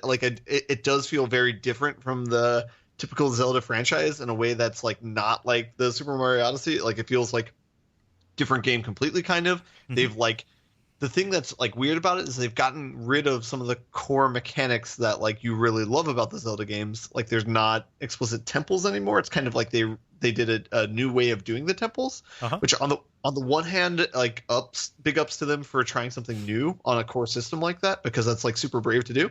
But on the other hand, it's kind of a bummer because the substitution is not as satisfying as the temples were. It's usually not as deep as puzzles as the temples have. Okay. So that's a little bit disappointing. Another thing that's kind of disappointing about it is there's usually the temples, there's a boss battle at the end of it.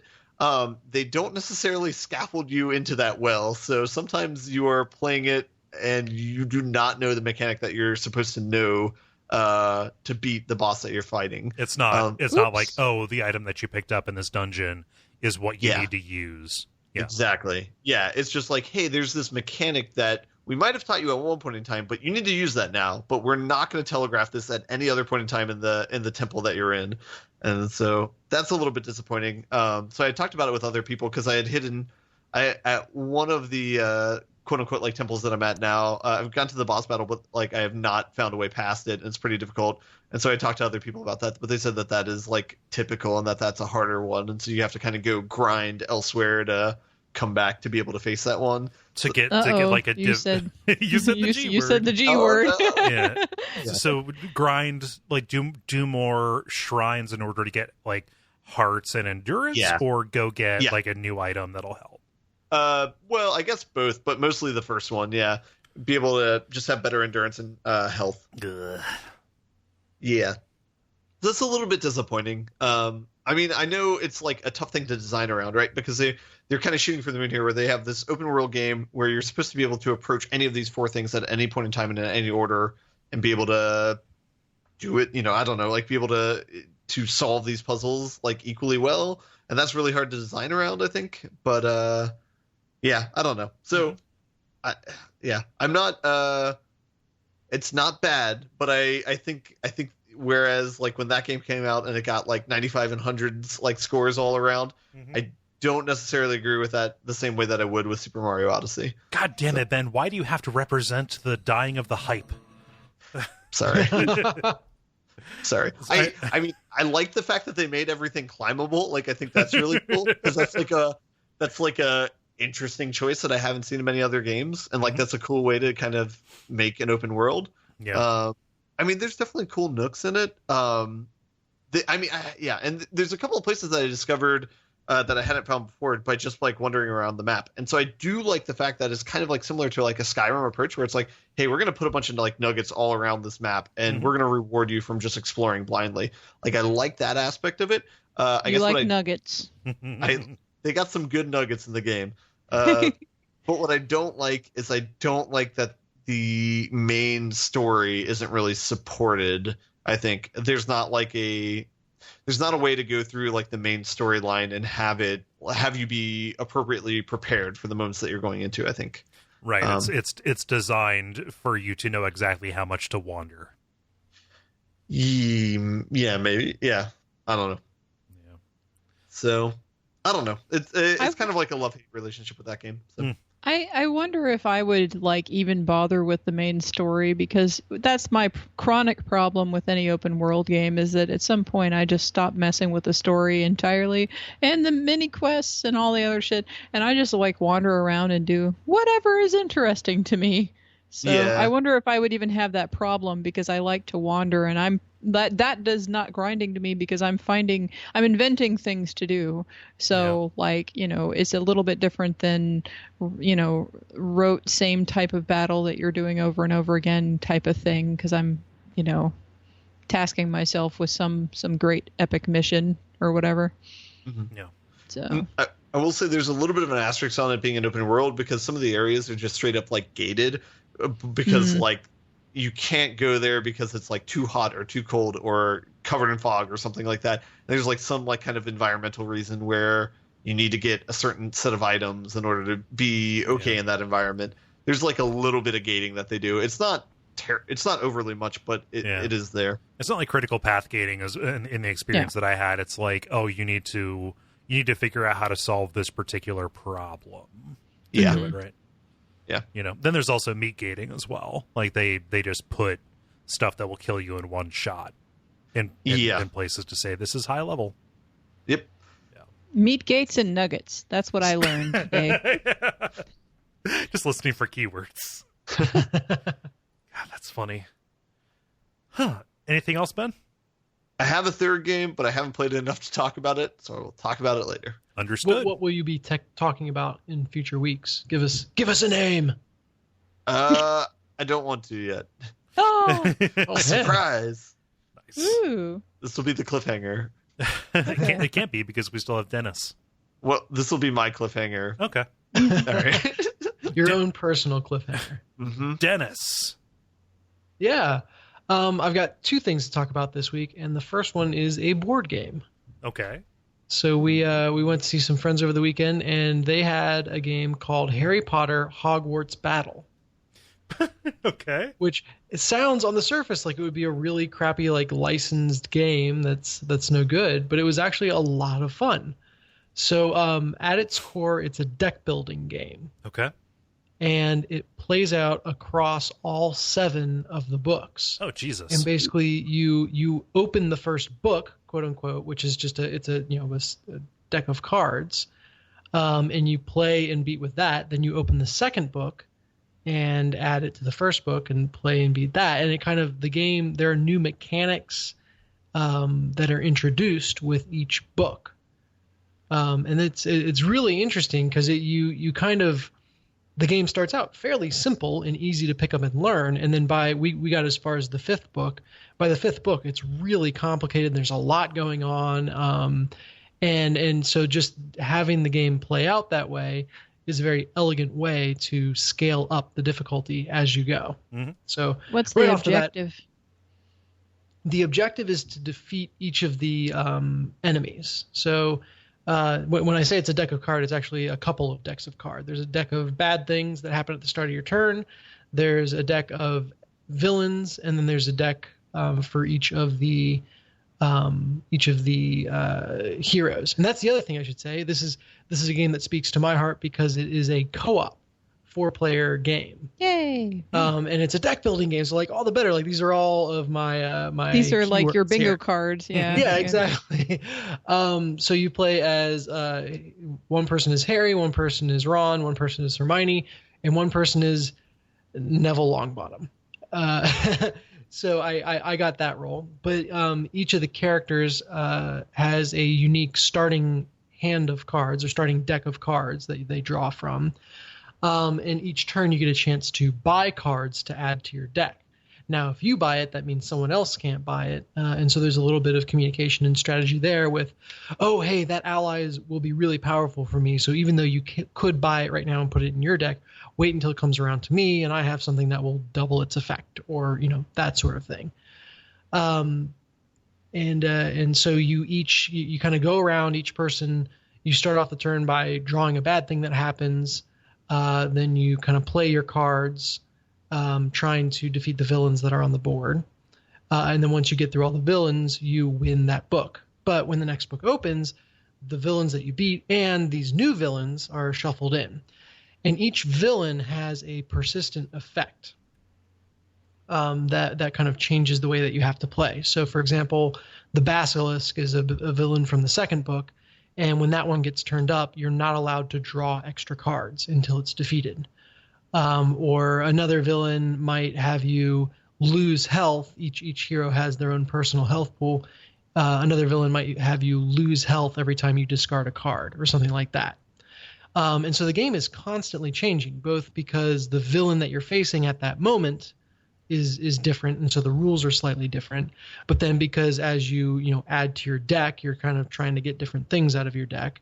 At playing as Neville, I eventually got a bonus that allowed me to, basically my healing abilities were better than other people's. So I kind of focused on buying cards that had to do with healing, whereas the Ron character bought cards that focused on leveraging your allies. And Harry Potter bought cards that focused on attack. And it's not immediately obvious like which card should be bought by which player, because every player needs to be able to heal, every player needs to be able to attack, etc. So there's a bit of opportunisticness of like, okay, I need something that can deal damage, so I'm going to buy this even though I'm not the attacked character. But there is also some specialization where if you play to your strength, you guys will do better than otherwise. A ton of fun, and it was really exciting because the people we were playing with had only gotten as far as the third book, and so they had held true. They hadn't peeked ahead. They hadn't looked at the future books, and so when we got to book 4 and book 5, it was truly a surprise, like what was coming. I mean, there has to be apparent who's going to be the villains of those of you who know the series, right? You would know which villains are probably coming, but you wouldn't know what effects on the game they would have. Okay. So like I could probably guess like, oh, in book 5, Peter Pettigrew is going to be a bad guy, but I don't know what his ability is, and I'm trying to remember right now. It's got something to do with he buffs other people. But the game each book changes. Like I said, there are new villains that come out. There's new abilities that go into your decks. But like at one point there were just dice in one of the books, and that was a really interesting surprise. Because like, okay, now there's a dice rolling element to this, and like that was just really cool. Or eventually, like in one of the books, you start setting out more villains. So instead of having to fight one villain at once, you have to fight 2 at once, which kind of makes sense because you are getting these more powerful abilities as you go. And so it's this constant kind of, you're constantly learning new rules, and you're having to figure out, okay, with this new set of rules, what's my role?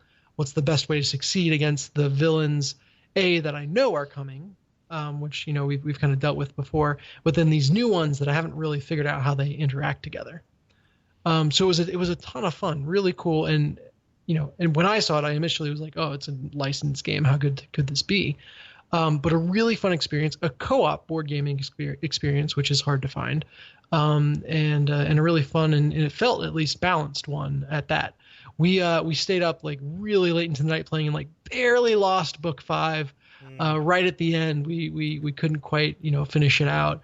We're like, okay, should we go again? No, we're falling asleep. Is it built in to where you could start up at book 5, and still have like some kind of state? Okay. Yeah, you could very easily just start from book 5.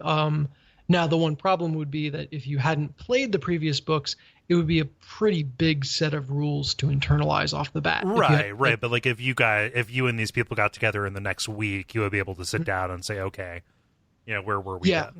And I think that's what we would do if we sat down to play again. We would start from book 5 versus starting completely over. Although I'm sure there are purists that are like, no, we're going to finish this all in one sitting.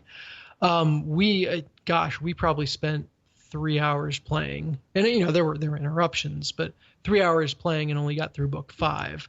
So it's definitely a game that is meant for like a more extended game night or to be played over multiple nights. Yeah. So prepare yourself for that. But it was a really cool experience. Neat. Mm-hmm. So that's Harry Potter Hogwarts Battle, which even within a generic licensed name, I feel like they've made it a very generic licensed name. Yeah. But what can you do? Yeah, they were playing against a stack deck, and they decided to call it that. Yeah, there's so many Harry Potter book names that just nothing else was available. Every combination of words is used. Yeah, right. So that's the board game that I've been playing. The video game that I've been playing is Infamous Second Son. Oh yeah, that was free on PS Plus here recently, right? It was. So that's where I got it. I think it was either a launch title or a near launch title for PlayStation 4. So it definitely has the rough edges of they felt like they needed to use every single gimmick. But the graphical quality of the game has held up pretty well. It still looks really good, it runs really smoothly, and is fun to play. I'm not that familiar with the Infamous universe. I feel like we need David on the show here because I know he's played the previous games and knows them a little bit better. But essentially, it's the game world that this is set in. There are certain people called conduits who get special powers, but they've been deemed bioterrorists by the government and have been contained and imprisoned in a very nefarious way. Yeah, like you get powers based on different elements, and so you they're essentially they set up like a superhero registry. Yeah, basically. Only with the express purpose of we need to eradicate or imprison these people. So not good for the conduits. You play this kind of fuck up younger brother, second son, right? Who is kind of living in the shadow of his older brother, who's a little bit more responsible, a little bit more popular. It's set in Seattle, and it's a tribe of Indians or Native Americans, out there, and I forget the name of it. And one thing I'll say, I was very disappointed at how quickly that relationship went into the back seat. So the opening hour of the game has a lot of really promising and really interesting play between the main character and his older brother, and you kind of intuitively get their roles together, their history together, and there's a lot of natural conflict that stems out of that, which is great. However, very quickly, your older brother gets thrown into the role of voice on the comms, assigning you missions. Ugh. And that relationship stalls out, and it's kind of nothing more than flavor, bantering back and forth as they assign missions. So maybe I just haven't gotten far enough in the game to really mine that, but it started off really compelling, and then it felt like it fizzled. We'll see if they do anything with that. No. Now, that's a shame, because you don't really see games that dive that deep into that. Yeah, there's like A Brother, A Tale of Two Sons, I think. Right. That's a game that's so that's specifically about that. But like in a big space where you have, the ability to tell like a cinematic story, like Brothers was told entirely through gameplay. Like you could see them like really taking a shot with that. But it sounds like they just backseat the one without superpowers when that could actually be interesting. Yeah, and it's named Second Son, right? Like it can't be that simple. So I'm hopeful that maybe there's something around the corner, but it feels like they showed there was promise, and then they shelved it to too much of an extent too early. Yeah. But none of that is relevant to how the game plays, which is pretty fun. So your thing then in this world of conduits is you are a conduit power absorber. I'm not sure they've really given it a name yet at this point in the story, but basically when he touches another conduit, he doesn't have any powers to start with, but he touches a conduit and gains their powers. It's like Rogue from X-Men. Yeah, there you go. Yeah, touches another conduit, gains their powers, and so that's kind of the way you level up then and get new abilities throughout the game. Is you find other conduits, touch them, and take their powers. And so at this point, I've got two sets. I've got smoke-based, which is really cool. You can dash through chain-link fence. You can travel through air vents and all this stuff. And then you've got neon-based, which is essentially you're a laser person. Right. They made a game entirely about an expansion entirely about the neon one. Neon, yes. Like First Light or whatever it was. First Light, or I was going to say like Dying Light, but that's the horror game. Yeah, something like that. So those powers, they did a great job taking a step to the left of your conventional superpowers. Like you don't just have fire person, the main villain has concrete control, which is done in an interesting way, like stone shape essentially. And that's pretty cool. So it's neat to see those things kind of imagined and played out. Although between neon and smoke, like whichever set of powers you're using, you can't switch between them at will. You have to find a source. So you find smoke, absorb it, now you have that power. Or you stand next to a neon sign, absorb it, now you have that power. The fact that you can't just switch at will means that they do have to kind of bake in certain abilities into every power set. Right. So like whether you're neon or smoke, you have a way to lob a bomb that will stun enemies. Or you have a way to launch a high power missile that will kill people, et cetera, et cetera. That just seems smart. Yeah, so it does a significant amount to smooth over gameplay, but it does make them feel a bit more samey. But Infamous shines when you are truly willing to be infamous. So the big thing of the series is there's a karma meter, and you can be either good, which is, I forget what that's like, Paragon or Protector or whatever. And then the bad side is infamous. And the bad side is when you just don't bother with not killing people. You don't bother with protecting civilians. You just go in and rampage and wreck shop to get your objectives done. And don't care about anyone who gets in your way. That, I think, is where the combat and the powers really shine and are fun to play. Because you stop engaging with enemies as individuals, and you're more fighting this kind of group of enemies that are the same size as you, but are just so much smaller in terms of power that you're just kind of wiping through them. That feels great. That works well, especially with the smoke power, which you can dash into a vent and literally show up, 3 stories above yourself in an instant. it really lends itself to that kind of, you dash in, wreck a bunch of people, knock something over, and then dash out, and suddenly you're looming above them, looking down on the carnage you just wreaked. That's awesome. I just like the idea of like, oh, smoke power. What happens? You turn into smoke, somebody inhales you, and like your powers, you just make them really sick. You kill them in 40 years. Yeah. You literally can throw a little bomb that makes them cough, and there you can have good karma by their coughing so hard that it's easy to walk up and subdue them. Which is essentially you pin them to the ground. And that's technically what you're supposed to be doing if you're a good guy, and you want to maintain good karma. Is instead of just wantonly killing people, you are subduing them. You're, taking care to aim your shots to hit their legs, which pins them, instead of just shooting for body shots, which is easier but will kill them. And that just slows things down. So I'm trying. I really am, guys. I'm trying to be. So if you decide to go whole hog on, like just being a rough and tumble rude dude, let's say, does the game change to match that and rise to it? Because like what it sounds like is, you can either try to be like really careful and dainty about this and make it hard for yourself, or you can just do the crazy button mash thing. Do they give you different powers? Do the enemies get equipped differently? Okay. You get different powers, and theoretically, if I stick with being good long enough, I'll get powers that make it easier to be good. So like my stun bomb will now automatically subdue the people it stuns, or stuff like that. But right now, maybe it's just because I'm in the awkward beginning place, or maybe this is truly a flaw. It feels like I'm being good at the cost of fun. Yeah, that's not which, good. I'm fine if you want to have a morality system in your game, whatever. That's fine. Make it fun.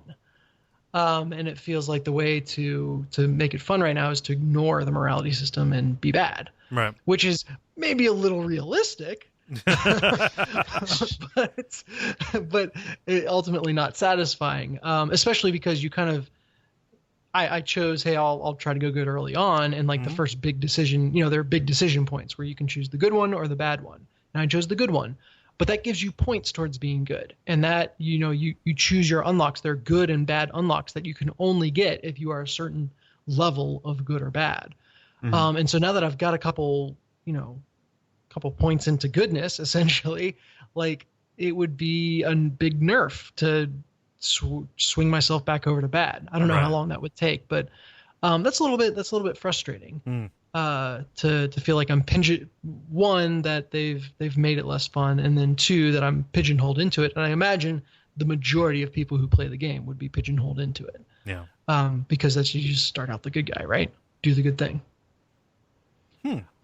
Yeah. So love the characters. I wish they kind of gave the relationships between them more room to breathe. Love the combat, but I wish being good was more fun. Yeah. And I'll keep you guys updated as I play. Yeah.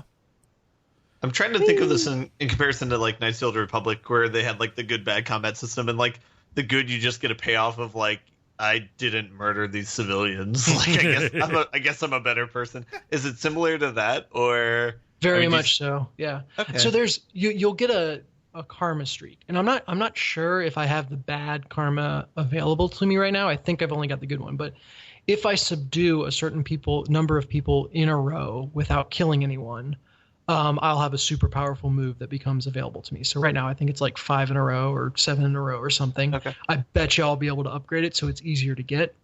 Yeah. But that kind of plays into the fact that as this super powerful human, it's kind of easy to kill someone accidentally. Like, you're in the heat of things, you're firing away, and it's like, oh, well, I just collapsed that walkway onto a civilian. Whoops. Which, again, may be realistic, not necessarily fun. Yeah.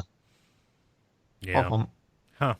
So I almost like, now that I'm thinking about it, I wonder if because the saving, you can have, different saves on it. So maybe I'll just try like an hour of just being bad and see how that goes. Yeah, for sure. And if I can swing back that direction, maybe I'll just go that route and say, screw it. I'll take the bad thing. It feels like the writers definitely assumed you would do the good thing, but I haven't tested it, so we'll see.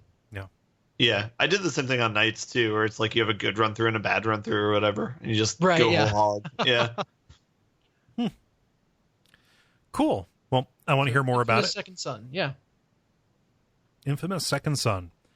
Well, that sounds like an episode to me. Any objections to buttoning it up? I object. Buttons. Okay. No, buttons. Nope. Buttons. Overruled. The credit. Oh, thank you, everybody, for tuning in, for downloading, for streaming, whatever you're doing to listen to this Level 219. We really appreciate it. Want to remind you that Duckstream is coming up on, let's see here, December the 8th, 9th, 10th. Yes, there we go. The weekend of the starting Friday the 8th, rather, of December. That is a big streaming event that we do to support the Transactive Gender Center out of Portland, Oregon. It's a big deal every year, 48 hours of straight streaming. Mark your calendar. No specific schedule or details yet, but it's going to be fun. Mm-hmm.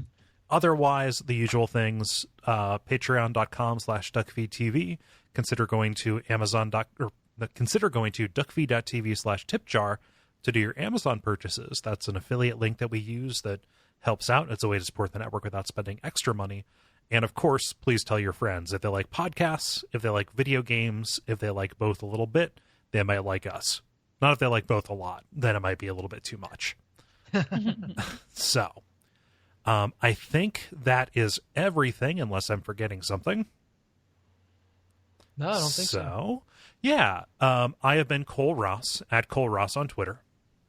I've been Dennis Furia at DFuria on Twitter. I'm always Jala-chan in places. I'm Ben Merkel at Merkelby on Twitch.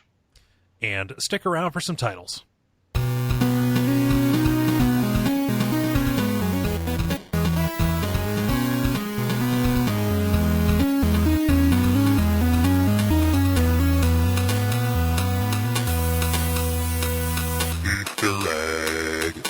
Okay, let's see. Jala, what do you have? I have Tell the Tale of TellTale, Behold a Tale of Woe. That's very long. Okay. You can chop that up however you want to, or not. Whatever. I vote not. Yeah. Yeah, it's kind of awesome as one big chunk. TTTOTTBTTOW. Yep. Okay, well, anyway. So, Stardew Hole.